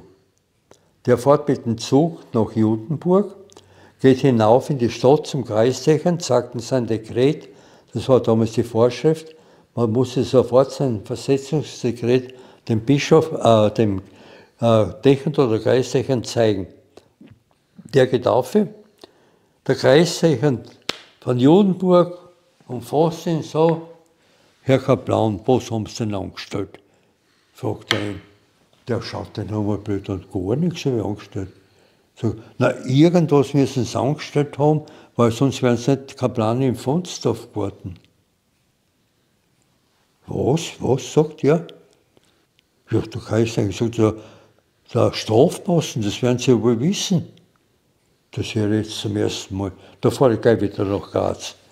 Geht hinunter zum Zug, wartet, bis der nächste Zug nach Graz kommt, geht am späten Nachmittag ins Ordinariat zum Generalvikar, der ist noch da. Der schaut einmal dumm an, was der da tut überhaupt. Kommt zum Glück für ihn der Kanzler Reinisch zum Generalvikar, der überzieht sofort, was da los ist, sagt, Herr Kaplan, kommen Sie mit mir. Sagt ihm dann der Kanzler Reinisch, es stimmt, wir haben nach Vonsdorf immer die schwächsten Kapläne geschickt, die nichts gearbeitet haben, die schlecht gearbeitet haben, die alkoholisiert waren und so weiter. Wir haben gesagt, irgendwie müssen wir doch einmal anfangen. Immer Hass im Vonsdorf geht eh nicht bei die Kirchen, das können wir ja aufgeben. Und ich habe halt nachgedacht, sagt der Kanzler Reinisch zu dem Kaplan, Sie könnten vielleicht den Anfang machen, weil Sie immer so gute Ideen in Ihrer Pfarre gehabt, und nächstes Jahr gegen so einen Kaplan als Zweiten, mit dem wir sicher gut auskennen. Und der Zweite war mich im nächsten Jahr. So haben wir halt Vonsdorf missioniert.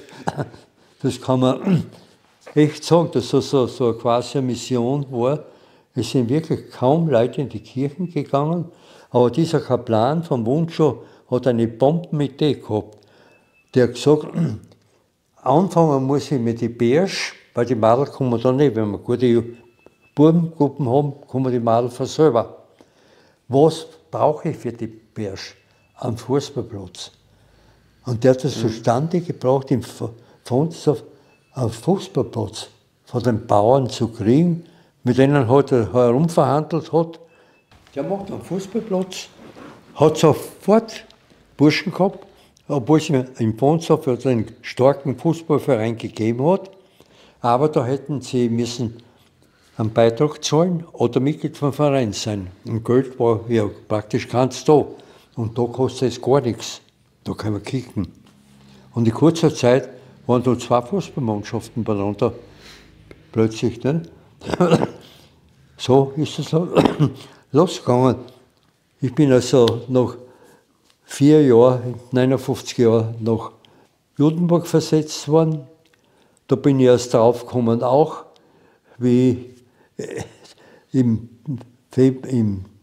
Frühjahr 60 plötzlich der Bischof Scheuswer da war und der Herr Kreistechern Rodler. Ich war in der Schule noch, wie von der Schule heimkomme, Nachmittag, sagt der Bischof, da steigst du gleich einmal ein. Was will denn der von mir? sein Auto einsteigen und der Kreissächer in dem auch. Sind wir hinuntergefahren ins Arbeiterviertel der Stadt Judenburg, steigt der Bischof aus, sagt er, da werden sie am 1. September anfangen, da mache ich eigene Pfarre im Arbeiterviertel von Fonsdorf. Der Kreissächer sagt dann, und jetzt gehen wir da gleich in das Arbeiterbeißel hinein, neben der alten Kirche, es war eine alte Kirche dort, vom 14. Jahrhundert, sagt der Kreissäger, da gehen wir jetzt rein, war ein typisches Arbeiterbeißel, verrauchte Bude, gesehen hast nichts Gescheites und noch Bier hat es gerochen. Sagt der Kreissächer zum Wirt, du, ab 1. September bist du der Kirchenwirt. Der hat nichts verstanden. Du, ab 1. September bist du der Kirchenwirt. Was? Warum? Sagt auf den Bischof Scheuswein, kennst du den Herrn? No. Das ist unser Bischof. Ach so. Sagt auf mir, kennst du den Herrn da? Na. Der wird am 1. September dein Pfarrer. Na, hat er gesagt. Der war also abweisend in einer ganz eigenartigen Form, dass es sowas gibt, das kann es nicht geben, einfach nicht. Ja, und da bin ich halt dann dort hingekommen und meine Erfahrungen von Fonsdorf waren klar, also ich muss schauen, dass ich in den Betrieb hineinkomme.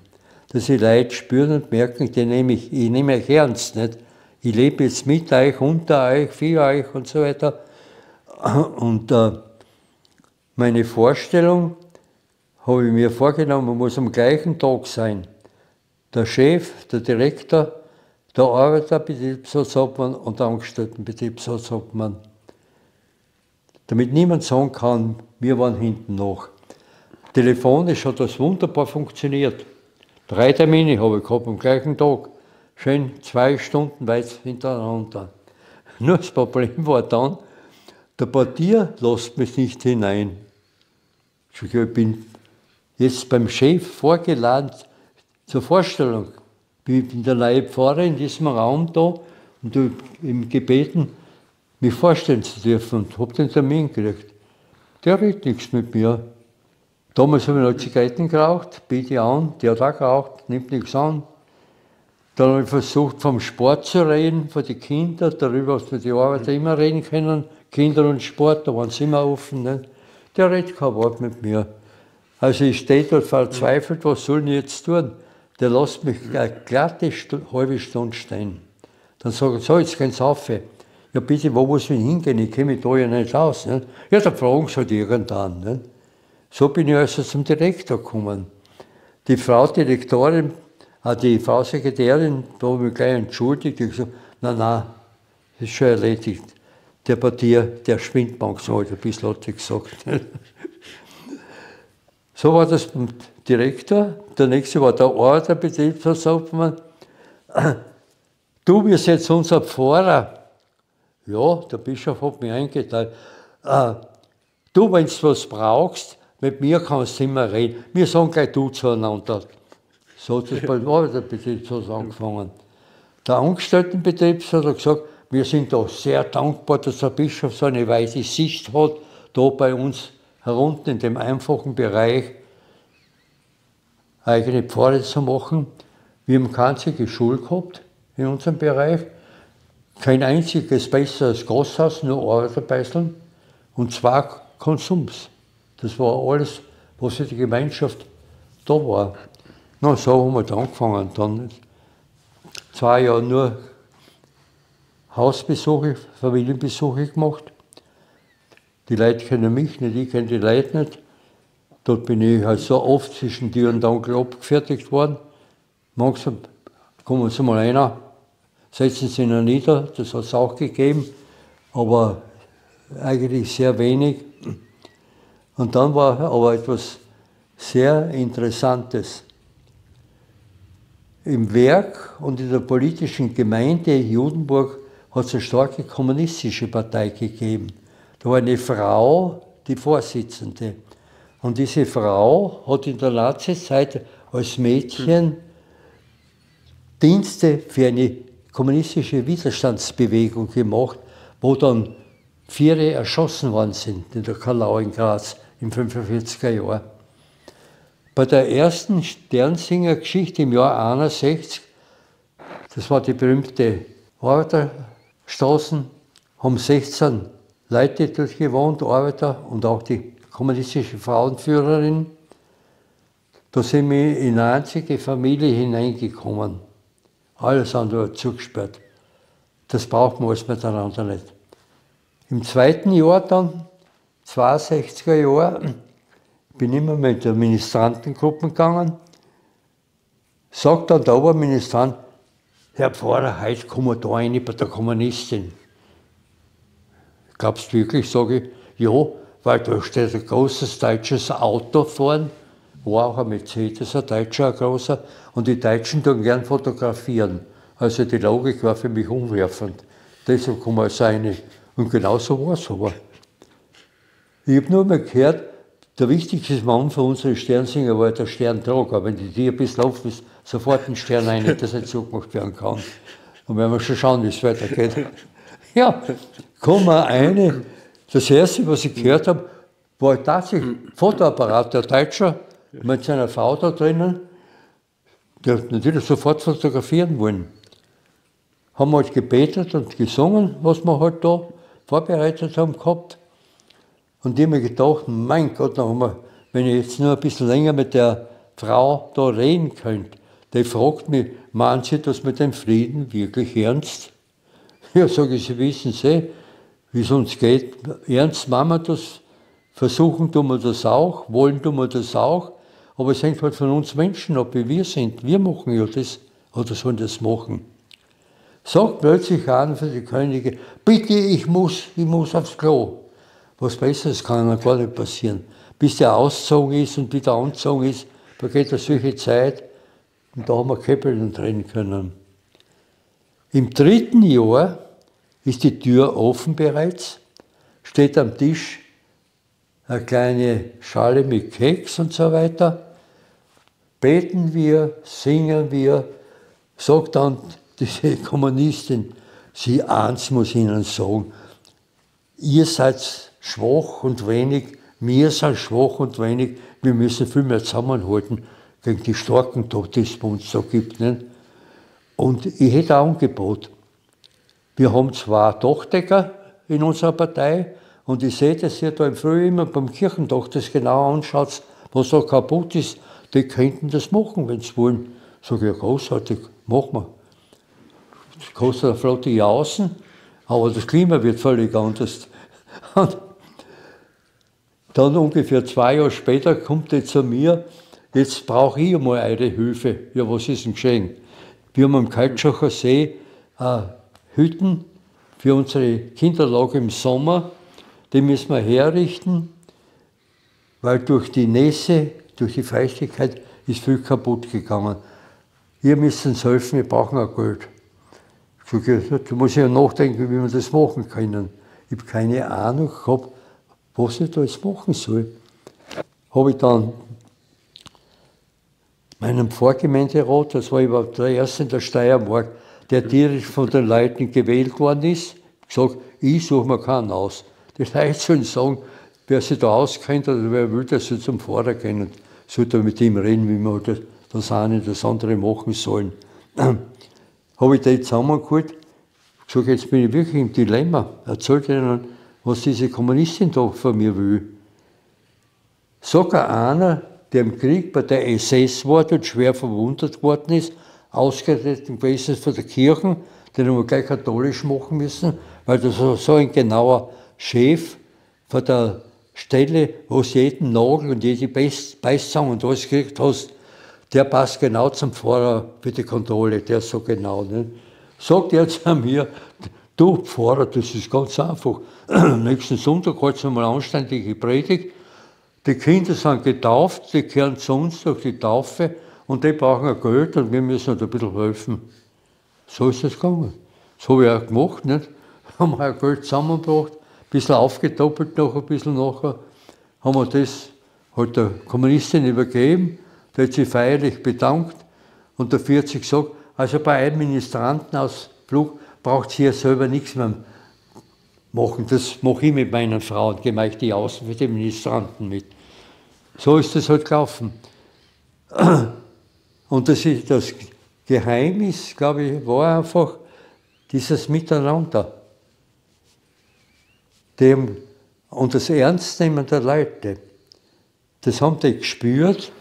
Da ist einer da, der nimmt uns ernst, so wie wir sind. Ich habe nie etwas denen erklärt, was ihr glauben müsst. Ich habe immer nur hingewiesen, ihr tut schon viel, was zu unserem Glauben gehört. Ja, was? Ja, wenn deine Frau krank ist, hilft die Nachbarin mit einer Selbstverständlichkeit. Ihr kennt euch gut. Die führt deine Kinder in den Kindergarten und macht ihr Essen, wenn du heimkommst von der Arbeit und so weiter. Ach so. Was ist das? Nächstenliebe. Das Wort Nächstenliebe haben die nicht begreifen können. Das haben wir als Theologen nie gelernt, eine einfache Sprache. Im Fonsdorf war ein Professor von Wien da, der den Auftrag hat von der Universität, die Sprache der Bergarbeiter genau zu studieren. Und der hat mich einmal gefragt, was ich glaube, wie viele Wörter das der überhaupt kann und weiß und kennt. Ich habe keine blasse Ahnung gehabt. Ich sage mir, 1000 sicher. Das haben sie eine Ahnung. Maximal 300 oder 400. Mehr kennt der überhaupt nicht. Und eine theologische Sprache kennt überhaupt keiner. Da habe ich zum Nachdenken angefangen, die theologische Sprache. Wir haben Ausdrücke, die kein Mensch versteht mehr. Also das müssen wir ändern. Und die große Chance für mich darum war, wir waren im Dekanat Judenburg 4 junge Pfarrer. Der Hütter oben in der Stadt, ich herunten bei den Arbeitern, der Pfarrer von Weißkirchen, der Pfarrer von Fonsdorf und der Pfarrer von Böls. Innerhalb von 3 Jahren sind die Alten alle in Pension gegangen, waren wir junge Pfarrer. Und wir haben angefangen, das ganze System wirklich zu ändern. Uns war das eine Art, und die K.A. völlig wurscht. Wir haben gesagt, wir brauchen von den Leuten, wir Pfarrer, die Kapläne, die Bord immer gehabt haben, Fonsdorf, Judenburg und Weißkirchen hat einen Kaplan gehabt, die die hauptamtlichen Mitarbeiter, die damals Pfarrschwestern geheißen noch, haben wir 3 gehabt im Raum. Die müssen alle einteilen für die verschiedenen pastoralen Gebiete. Es ist unmöglich, dass einer ständig sich weiterbildet für alle pastoralen Probleme. Wir müssen schauen. Wir brauchen jemanden, der sich gut mit den Kindern auskennt. Wir brauchen jemanden, der sich gut beim Geld auskennt. Wir brauchen jemanden, der sich gut mit jungen Familien auskennt, was die brauchen und so weiter. Wir brauchen jemanden, der uns anständig kritisieren kann, wenn die Predigt total daneben geht. Und so haben wir uns gegenseitig eingeteilt. Auf einmal hat im ganzen Dekanat jeder eine Spezialaufgabe gehabt. Es hat einer nicht mehr überall der Spezialist sein müssen. Am schwierigsten war das mit den Pfarrschwestern, die haben gesagt, wir können doch nicht gleich wie ihr Priester sein. Wir haben gesagt, das bestimmen jetzt wir einmal, nicht? Tut es einmal folgen und so weiter. Nicht? Und das ist bestens gelaufen. Wenn wir zusammenkommen sind, Pastoralkonferenz, was die Grazer so vorgeschrieben haben, wie die alle das Kirchenlied spielen, so, das war uns völlig wurscht. Nicht? Wir haben geschaut, wie wir immer mehr Leute gewinnen können für das christliche Verständnis, für die Heilige Schrift, wie die in der Praxis gelebt werden kann. Nicht? Ich bin bei der Singerei draufgekommen, es gibt nirgends ein Kreuz, es gibt nirgends ein christliches Bild, gar nichts. Ja, was soll man da jetzt machen? Ne? Aber wir waren die Pfarre zur heiligen Maria Magdalena. Das ist ja ein wunderbares Beispiel. Wir haben eine großartige Barockstatue von der heiligen Maria Magdalena gehabt. Ne? Ich habe dann auch in diesem Kreis gesagt, irgendwas muss ich da machen. oben, der Pfarrer von der Stopfer, der hat gesagt, ja, bei uns sind sehr viele Kreuz- und Heiligenbilder. Ihr seid ja immer ein Arbeiterviertel, das ist ja einfach was völlig anderes. Ne? Schau, dass du die Magdalena in die Leute reinbringst. Und dann halt versucht, denen zu erklären, Heilige Magdalena, von der ist viel berichtet in der Heiligen Schrift, eine große Heilige, war eine unständige Sünderin, wird aber eine große Heilige. Wir sind im ersten Bereich der Heiligen Magdalena. Wir sind nach wie vor noch unständige Sünder, aber wir wollen ja alle Heilige werden und das werden wir, wenn wir anständig leben. So ist die Heilige Magdalena in die Familien hineingekommen. Und bei jeder Taufe, bei jeder Trauung, bei jedem Jubiläum habe ich nur mal Magdalena-Bilder ausgeteilt. Schön genau, brauchst du nur mehr aufhängen. Die haben es aufgehängt. Die haben das gemacht. Ne? Und sind dann langsam eben draufgekommen, dass das, was sie im Alltag machen, dieses Miteinander, das es im kleinen Kreis ja gibt, wenn einer bei seinem Häusl was zu tun gehabt hat, der Nachbar hat ihm geholfen, ohne ja Geld zu verlangen. So haben die Nachbarschaftshilfe, dass das alles schon christlich ist. Der Sonntagsgottesdienst, der war bei mir immer klein. Es hat jeder so seinen Sonntag eigentlich gehabt, wo er gekommen ist. Das hat irgendwie mit seinem Leben zusammenhängen müssen, wo er geheiratet hat an dem Tag und ist am Samstag, geheiratet ist am Samstag immer geworden, aber an dem Sonntag, der da in der Nähe war, zum Beispiel, kommen. Und außerdem hat es Drittelschicht gegeben, die gar nicht können, zweimal überhaupt. Wenn Tagschicht war, 6 in der Früh fängt es an, nicht? Und wenn er eine Nachtschicht gehabt hat, kommt der Sau mit heim, duscht er sich einmal und legt sich dann hin und so weiter. Das habe ich alles erst lernen müssen da oben. Und das haben wir dann praktiziert. Aber wenn ich irgendwas gebraucht habe, ich habe nie ein Nein erlebt. Ich habe nie ein Nein erlebt. Jeder sagt, ja, da hilft er gern, haben sie gesagt. Nicht? Das kann ich nicht. Aber ich kenne einen, der das kann. Mit dem werde ich reden. Ich habe nie allein was machen müssen, wenn ich Hilfe gebraucht habe. Die haben immer ja gesagt. Wir haben die Kirchen herrichten müssen. Eine alte Kirche, 1360 bis 75 gebaut worden, Glasfenster von 1380 bis 1410 drinnen, fast 100 original Glasfenster noch, riesige Fresken, der Tod Christi, Tod Mariens und so weiter. Nicht? Und den Kirchenboden haben wir einen halben Meter ausgraben müssen, weil da eine Wasserader durchgegangen ist. Das haben wir in 3 Wochen geschafft gehabt, mit den Arbeitern. Tag und Nacht ist gearbeitet worden, die Frauen haben gekocht und zum Trinken gebracht, der Pfarrer war Tag und Nacht offen und so weiter. Der Betriebsratsobmann von den Arbeitern ist nachschauen gekommen, ob seine Kollegen wohl anständig arbeiten. Pfarrer brauchst du nur sagen, dann wäre er am Tisch gelaufen. Ich habe gesagt, so haben wir halt da umgekehrt. Aber das Miteinander ist immer stärker geworden. Und wir haben einfach zusammengehört. Ne? Und es war einfach für mich eine großartige Zeit. Und ich habe mir gedacht, nach 10 Jahren kommt eben der Bischof Ewi, muss nach Graz. Ne? Was werden die Leute sagen? Die Leute haben gesagt, also du, wir gratulieren dir herzlich, weil das haben wir gewusst. Du bist ein guter Mann, nicht? Das hast du uns gesagt. Deshalb kommst du jetzt nach Graz da in die Stelle. Ich war ganz weg, dass die genau das Verkehrte gesagt haben. Ich glaube, die werden jammern und schimpfen anfangen. So war halt die Pfarrerzeit. Pfarrer zu sein ist das beste Unternehmen von uns. Du kommst mit allen Leuten zusammen, mit jungen, alten, gescheite, dumme, blöde, Kritisierer, solche Leute, die angeben und so weiter, die krank sind, die mit dem Leben nicht mehr weiter wissen und so weiter. Du hast alles. Wobei er dann Sie 1976 zum Generalvikar gewählt geworden sein vom Bischof Weber. Vom Bischof, ja. Bis 1997 waren es dann 21 Jahre Generalvikar. 21 Jahre war ich Generalvikar. Dompropst waren es auch. Ja. Wenn du dich stößt, wirst du ja was. Nicht? Das ist ganz einfach.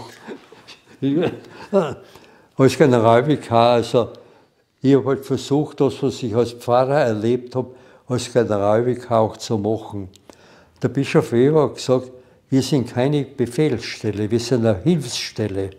Wir müssen den Leuten, die draußen für uns arbeiten, Pfarrer, Kapläne, Pastoralassistenten, Pfarrschwestern, wie es damals so geheißen haben, nicht? Denen müssen wir helfen. Wenn die was brauchen, müssen wir schauen, dass wir das zusammenbringen und ihnen zur Verfügung stellen können. Und ich sage euch eins, wenn ein Pfarrer oder irgendeiner von draußen was will um einen Termin, den habt ihr sofort zu geben. Und da bin ich beinhart gewesen, von allen Stellen. Weil das war halt im Modernat auch so, wir sind wir, wenn die was wollen, die sollen kommen, weil wir Zeit haben. Um denen nahezubringen, wenn die Zeit haben, haben wir Zeit haben zu müssen. Müssen wir Zeit haben. Weil der fährt ja zu uns her. Und der will ja von uns etwas. Nicht? Der braucht unsere Hilfe. Da gibt es keine Sitzung, die noch wichtiger wäre. Nicht? Es haben alle genau gewusst, wann das wöchentliche Gespräch zwischen Bischof und Generalvikar war. Dienstag von 8 bis 10, da geht gar nichts. Und einmal im Monat das Konsistorium. Die Termine haben alle gewusst. Da müssen wir beieinander sitzen, da bitte kommt es nicht. Und das hat anscheinend funktioniert. Nicht? Wollen Sie da als Abschluss von der Pfarrerzeit noch erzählen, wie Sie damals Generalvikar geworden sind, was Sie in dieser Rede gesagt haben, was das größte Lob für einen Pfarrer ist, was das ist? Ja, das größte Lob, was ein Pfarrer kriegen kann, ist, mit dem kann man reden. Ein größeres Lob kannst du gar nicht kriegen. Mit dem kann man reden. Und wenn man reden kann und reden will miteinander, dann kann nichts mehr schief gehen. Dann ist eine menschliche Basis da, die einfach hält. Den kenne ich, den mag ich, mit dem habe ich schon geredet. Ich weiß, wie er mit mir umgeht und wie ich mit ihm umgehen kann. Nicht? Was Besseres gibt es nicht. Jetzt haben wir schon die große Ehre gehabt, mit Ihnen länger reden zu dürfen. Ja, ja. Dürfen wir da zum Abschluss noch ein paar Fragen stellen? Ja, so eine Reflexion. Jetzt haben Sie Ihre Lebensgeschichte so eindrucksvoll geschildert. Gerade zu Beginn, wie Sie den Krieg miterleben mussten. Jetzt fängt es wieder so ein bisschen an, gerade jetzt im Iran, jetzt Ukraine. Wie geht es Ihnen da, wenn Sie das da jetzt so wieder sehen, dass das irgendwie wieder mehr anfängt, jetzt alles? Ja, wie der Ukraine-Krieg angefangen hat, habe ich 3 Nächte plötzlich schlafen können. Mich hat nie der Krieg mehr interessiert und ich bin nie mehr also da so in einer inneren Unruhe gewesen. Und plötzlich kann ich nicht schlafen, kommen mir allerhand Gedanken vom Krieg wieder. Da habe ich also sofort gewusst, das geht nicht für mich deppert aus, sondern für unzählig viele andere Leute, die ja im Frieden eigentlich leben wollen miteinander. Viele zivile Leute, viele, die in den Krieg gehen müssen als Soldaten und so weiter. Nicht? Ein Krieg ist ja nur das Ausspielen einer Machtsituation, obwohl ich dafür bin, dass jedes Land, wenn es angegriffen wird, sich verteidigen kann und auch verteidigen muss. Weil das Land hatte die Verpflichtung, die allgemeine die Führung für die Sicherheit seiner Mitglieder zu schauen. Also ein Land muss sich verteidigen, aber anfangen darf ich nie am Krieg. Anfangen darf ich nie mit einer Gewalt. Anfangen darf ich nie mit meiner Macht, die ich habe. Nicht? So ist es mir gegangen. Ich habe mir das gedacht bei den Kaplansversetzungen. Das hat ja immer Probleme gegeben. Nicht? Wie mache ich das? Ich habe mir überlegt, wer von den Kaplänen in dem Jahr versetzt werden soll. Und ich habe mir überlegt, von den 3, 4, 5 oder 10, die wir halt da gehabt haben, wo passt der gut hin, wo passt der gut hin, wo passt der gut hin. Ich rufe alle zu einer gemeinsamen Sitzung zusammen, erkläre ihnen, warum ich möchte, dass du dorthin gehst, sage gleich dazu, was es dort für Probleme gibt, mit dem Pfarrer oder mit der Pfarre und so weiter. Und hat gesagt, und bitte schön, ihr könnt jetzt auch mit mir reden, wie ihr euch das vorstellt. Ein einziges Mal haben 2 Kapläne gesagt, könnt man da tauschen, gehen lieber dorthin. Sonst haben alle gesagt, nein, das passt nicht, da wissen wir eigentlich genau, was wir zu tun haben. Nicht?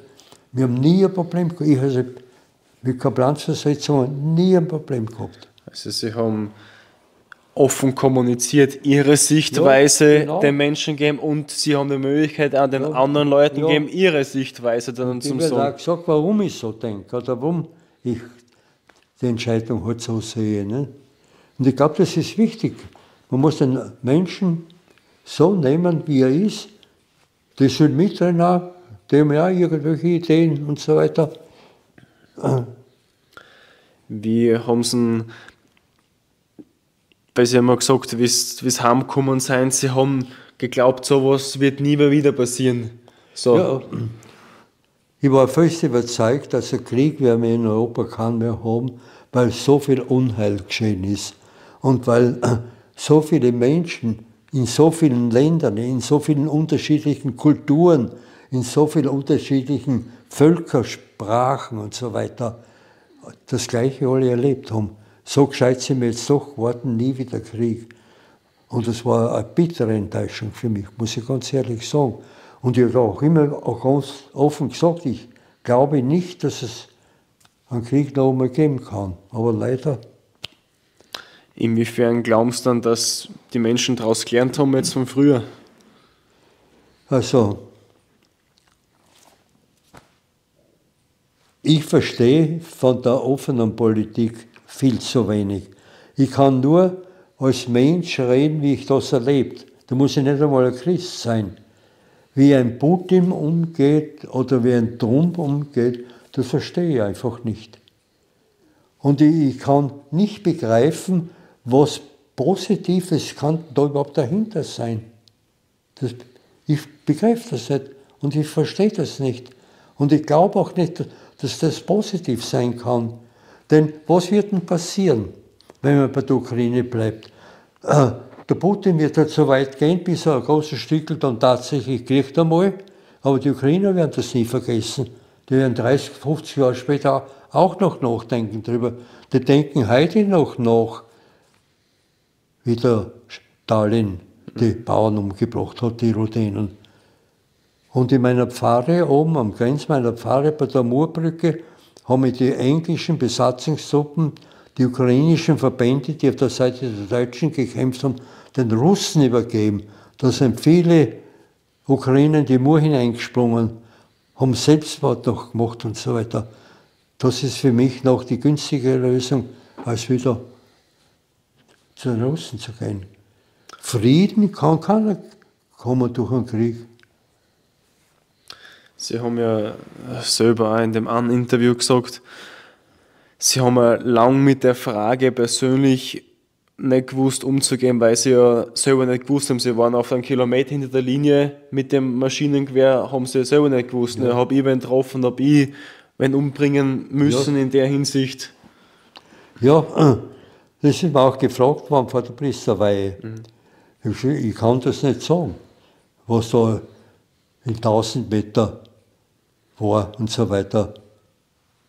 Ich kann das nicht sagen. Und ich habe also vorher auch mit Priestern gesprochen, wie sinnvoll ist es überhaupt, in so einer Situation überhaupt Priester zu werden. Und es war schon interessant, was mir ein Jesuit gesagt hat. Du, es gibt so manche Sachen im menschlichen Leben, die man macht, wo man auch nicht Priester werden könnte, wenn man das nur 100%ig sieht. Wir sind halt einmal Sünder und wir sind halt einmal schwache Menschen. Und es gibt auch in unserem Leben Dinge, die nicht in Ordnung sind, aber wo man gar nicht weiß, warum habe ich das überhaupt gemacht. Also direkt, das kann ich laut sagen, habe ich keinen einzigen umgebracht. Aber durch meine Waffengeschichten einer tödlich getroffen worden ist, das war's nicht. Ich kann das nicht sagen. Was kann man machen, dass eben diese Zeit, so gut es geht, nicht mehr wiederholt? Was kann man so aktiv machen dagegen?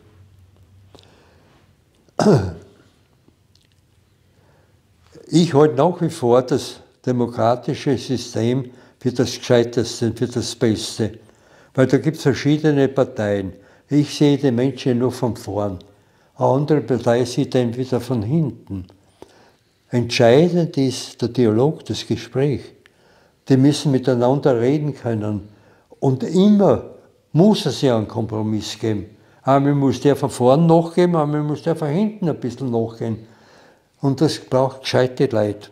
Das braucht Leute, die das kapieren. Und wenn die das kapieren, dann, glaube ich, würde alles gut immer ausgehen. Ich glaube schon, dass es miteinander möglich ist. Auch auf Völkerebene, auf der Ebene verschiedener Länder. Aber man muss wissen, es gibt bei jedem Problem auch eine hintere Seite. Bei dem ganzen digitalen Unternehmen, jetzt werden wir in 20 Jahren draufkommen, was die hintere Seiten waren in Wirklichkeit. Jetzt wissen wir es nicht. Beim Handy waren wir auch so glücklich, dass es das gibt. Aber die hintere Seite vom Handy, wozu das auch gebraucht werden kann, keine Ahnung. Scheinbar muss immer irgendwas passieren, dass man da zum Denken anfängt. Ne? Aber das müsste nicht sein, bitte vorstellen. Und die Erfahrung habe ich einfach. Wenn man Menschen ernst nimmt, kann man reden mit dem. Und der kann dann auch mit mir reden. Ne? Wenn ich einen Menschen nicht ernst nehme, sagt sich der, wo soll ich mit dem reden überhaupt? Der interessiert mich auch gar nicht in Wirklichkeit. Ne? Aber Politik ist manches eben unbegreiflich. Was ist wichtig im Leben? Die Dankbarkeit, dass ich überhaupt leben kann. Dass ich leben kann mit so vielen Begabungen, mit so vielen guten Möglichkeiten, die ich mitgekriegt habe in meinem Leben. Dankbar muss ich sein für die Gemeinschaft, die ich erlebe. Ich kann ja gar nicht allein leben. Ich habe immer eine Gemeinschaft, die kleine Gemeinschaft der Familie, der Nachbarschaft, wo ich halt lebe. Auch in meiner täglichen Arbeit, da treffe ich dann und wann auch hervorragende Leute, mit denen dann langsam sogar in echter Freundschaft verbunden sind. Ich lebe in einem größeren Rahmen, im Rahmen eines Staates. Der tut ja auch sehr viel für mich. Was er für mich macht, für meine Gesundheit, da bin ich angewiesen. Was er für mich macht in meinem sozialen Leben, in meinem Bildungsleben, sind ja großartige Sachen. Dafür bin ich auch verantwortlich, einen Beitrag zu leisten, dass die das mit mir machen können überhaupt nicht. Also die Dankbarkeit ist etwas, was man, glaube ich, ganz stark haben müsste. Für das Viele, was ein menschliches Leben ihm auszeichnet. Niemand ist so großartig begabt wie ein Mensch und letztlich wie jeder Mensch. Jeder Mensch, auch der Kleinste, der Dümmste, irgendwas Positives hat er. Ich habe jedenfalls immer die Sorge gehabt, dass ich ja versuche, bei jedem Menschen, bei dem ich begegne, vor allem als Pfarrer bei diesen vielen Begegnungen, immer zu entdecken, irgendwas Gutes tut er auf alle Fälle. Und wenn ich das weiß, muss ich einmal im Gespräch, wenn es irgendwie gut geht, dafür Dankeschön sagen bei ihm. Dass er das auch spürt und merkt. Da sehen andere, dass ich in meinem Leben einen Beitrag leiste für andere. Die Frau Bürgermeisterin, die kommunistische von Graz, war über eine Stunde bei mir da, bei meinen 100er. Ich habe mich dann gefragt, was ich sage, warum so viele Probleme jetzt da sind. Sage ich zu Frau Bürgermeisterin, das sage ich in einem einzigen Satz, weil das Wir so im Vordergrund steht, dass ich so im Vordergrund steht und das Wir total vergessen worden ist von vielen. Das Ich und das Wir müssen zusammenspielen. Das Miteinander. Miteinander, ja. Und als alter Mensch brauche ich Geduld natürlich auch. Ne? Die Gefahr ist bei mir zumindest, ich bin auch ein alter Mensch, ne? Das möchte man schnell machen, aber es geht nicht. Ja, da sich zu ärgern drüber ist der größte Blödsinn. Das ist mit dem Alter verbunden. Aber ich kann durch mein Leben im Alter zeigen, was noch möglich ist, was mir noch eine Freude macht. Da schaut vielleicht der eine oder andere hin. So könnte dem vielleicht ein bisschen helfen noch. Sie halten ja immer noch jeden Tag um 6 Uhr in der Früh eine heilige Messe. 36. 36 jeden Tag. Ja. Heute ja. Ja, ja. Morgen wieder. Morgen wieder, ja. Ja. Haben Sie da eigentlich irgendwas, natürlich, wenn man 100 Jahre ist, ist es eine Standardfrage oder so, ob Sie irgendwas Bestimmtes gemacht haben, dass Sie 100 Jahre geworden sind? Ja, das fragen alle. Ja, ich weiß. Ich weiß. Meine Antwort ist immer gleich. Ich habe gegessen und getrunken, was ich gekriegt habe. Und der Mensch besteht aus Leib und Seele. Das war für den Leib und für die Seele. Ich habe versucht, jeden Tag einfach anzunehmen, so wie er ist. Wenn er nicht so ist, natürlich habe ich Gedanken, was ich da machen möchte und wie er sein soll. Gelingt sehr oft, gelingt manchmal nicht. Aber ich versuche ihn anzunehmen. Ändern kann ich ihn nicht. Diesen Tag so, wie er kommt. Und ärgern ist der größte Blödsinn. Bringt ja auch nichts, ändert ja auch nichts. Und ich glaube, das ist eine große Hilfe, einfach den Tag annehmen, so wie er kommt. Auch wenn ich alt bin, wenn ich mühselig bin, wenn manches längst nicht mehr so geht, wie man eigentlich gern möchte. Und der Hobby haben ist auch wichtig, haben Sie gesagt. Hobby ist ganz wichtig, ja.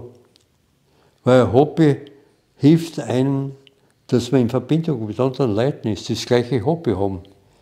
Wenn man ein Hobby hat, kennt man auch andere Leute, die das gleiche Hobby haben. Und bei denen kommt man natürlich zusammen. Das sind bei mir also die Philatelisten, die Briefmarkensammler, die Altpapiersammler, wie es wirklich heißt. Nicht? Ja, der weiß irgendwas, tolle irgendwas Neues kennen und so weiter. Nicht? Und dann auch die Bergsteiger. Ja. Da gibt es immer ein positives Gespräch. Nicht? Man hilft sich gegenseitig, man fragt, wie geht es denn da weiter, oder wie hast denn du das gemacht und so weiter. Nicht? Ja. Das ist so eine Selbstverständlichkeit. Das könnte überall so sein. Welchen Ratschlag geben Sie den Zusehern Mitte des jetzt deswegen? Ich würde sagen, mal, normal leben wie die Gesundheit hat man seine Verantwortung. Es gibt jetzt das 5. Gebot Gottes. Ich habe da nie gesagt, du sollst nicht töten, wie das geschrieben wird. Weil töten tun wir keinen. Nicht?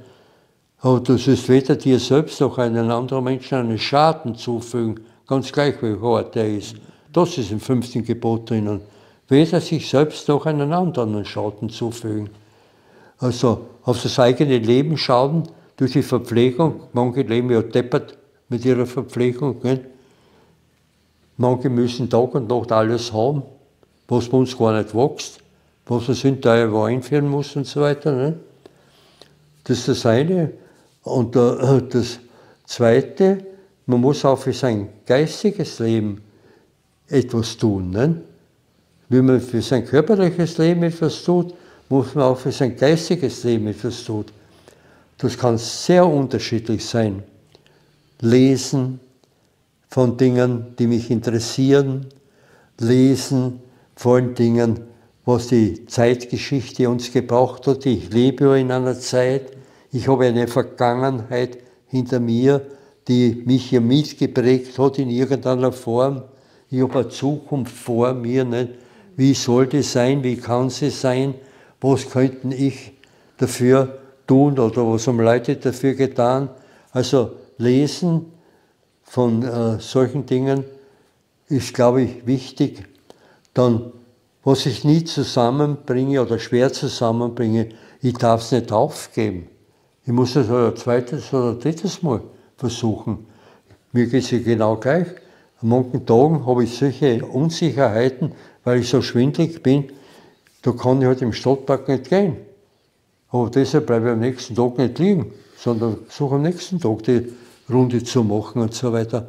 Das braucht man, glaube ich, solche Sachen. Und das wird, glaube ich, viel zu wenig gesehen. Viele alte Leute, wird mir gesagt, schimpfen, weil sie alt sind, weil das und jenes nicht mehr geht. Oder versuchen noch großartige Dinge zu machen. Ja, ich möchte auch auf den Berg raufgehen, aber ich bin halt dankbar, dass ich auf vielen Bergen oben war, weil ich weiß genau, das geht heute halt nicht mehr aus, fertig. Nicht? Aber mir kommt halt die Zeit, wo das nicht mehr so funktioniert. Nicht? Dann wird wieder die Zeit kommen, wo die 2 Stück nicht mehr funktionieren und ich sie nicht mehr brauchen kann, weil es nicht geht. Nicht? Ich glaube, man kann als alter Mensch dankbar und zufrieden sein, wie viel Großartiges und doch Gutes und Schönes man erlebt hat. Miteinander, mit anderen Menschen, mit denen man verbunden war, beruflich oder in der Ehe, in der Familie und so weiter. Ne? Ich glaube, wir schauen viel zu wenig auf das Schöne unseres Lebens zurück. Müssen wir viel mehr dankbar sein. Inwiefern ist da der Glaube generell im Leben wichtig? Ja, das sagt mir einfach der Glaube. Wenn ich das Leben nachgehen möchte, das der Herr Jesus mir vorgelebt hat, der ist mit allen Menschen ausgekommen, der hat allen geholfen, wo er helfen hat können, der hat nie einen Menschen verurteilt, der hat nie einen Menschen abgeschrieben. Das sind großartige Sachen. Manchmal ziemlich schwierig. So einfach ist das ja gar nicht. Keinen Menschen verurteilen. Man hat immer wieder was auszusetzen, was der schon wieder für einen Blödsinn gemacht hat und so weiter. Nicht? Das, glaube ich, sind großartige Dinge, die jeder machen könnte. Bis zu einem bestimmten Grad gelingt da ja wirklich sehr viel. Und ich glaube halt, das sind Sachen, wie wir den Alltag auch verleben. Nicht? Jeder Tag ist ein Geschenk. Ich weiß ja nie, wie lange ich leben kann. Könnte ja zusammengeführt werden morgen zum Beispiel. Mir könnte ein Ziegel auf den Schädel fallen und auf einmal geht manches überhaupt nicht mehr und so weiter. Ich bin jeden Tag praktisch dem Tod ausgesetzt in Wirklichkeit. Ich weiß nie, wann das ist. Nicht? Aber die Zeit, die mir geschenkt ist einfach ein Geschenk. Und das soll ich dankbar annehmen. Und das soll ich mit meinen Möglichkeiten, mit meinen Begabungen, mit meinen Talenten, mit meinen Fähigkeiten, die ich habe, einfach ausnutzen, so gut ich das zusammenbringe. Was ist der Sinn im Leben? Das ist eine gute Frage. Mein Sinn im Leben ist, dass ich ein volles Ja dazu sage. So ist mein Leben. Dafür bin ich dankbar, dass es so ist, dass es so war bis jetzt und dass es hoffentlich noch eine gewisse Zeit noch weitergehen kann. Und was wünschen Sie sich für die Zukunft? Ja, an sich persönlich wünsche ich mir gar nichts, aber ich freue mich noch jeden Tag, wenn ich Leute treffe, wo wir ein bisschen miteinander reden können, obwohl mir ein langes Gespräch schon auch Schwierigkeiten macht. Das lange Sitzen zum Beispiel, ne, ist nicht ganz einfach mehr für mich. Ne? Aber trotzdem freue ich mich. Ne? Aber der Lebenssinn, der liegt für mich darin, ich bin dankbar, dass die Eltern dieses Ja zu mir gesagt haben, dass Gott praktisch bestätigt hat, durch die Taufe, du gehörst jetzt zu meiner Familie sozusagen und schau, dass du das Unternehmen gut machst. Ich habe dir viele Möglichkeiten mitgegeben, dass du was zusammenbringen kannst. Das sehe ich vom Glauben her. Ja, ich kann heute eigentlich nur Danke sagen, was der Herr Bischof in der Predigt gesagt hat, was der Heinz jetzt gesagt hat. Das ist schon fast wie eine Heiligsprechung.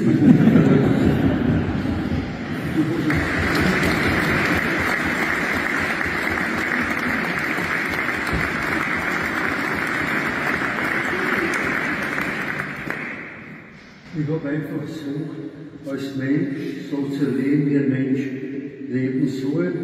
nicht nur auf sein eigenes Ich immer hinzuschauen.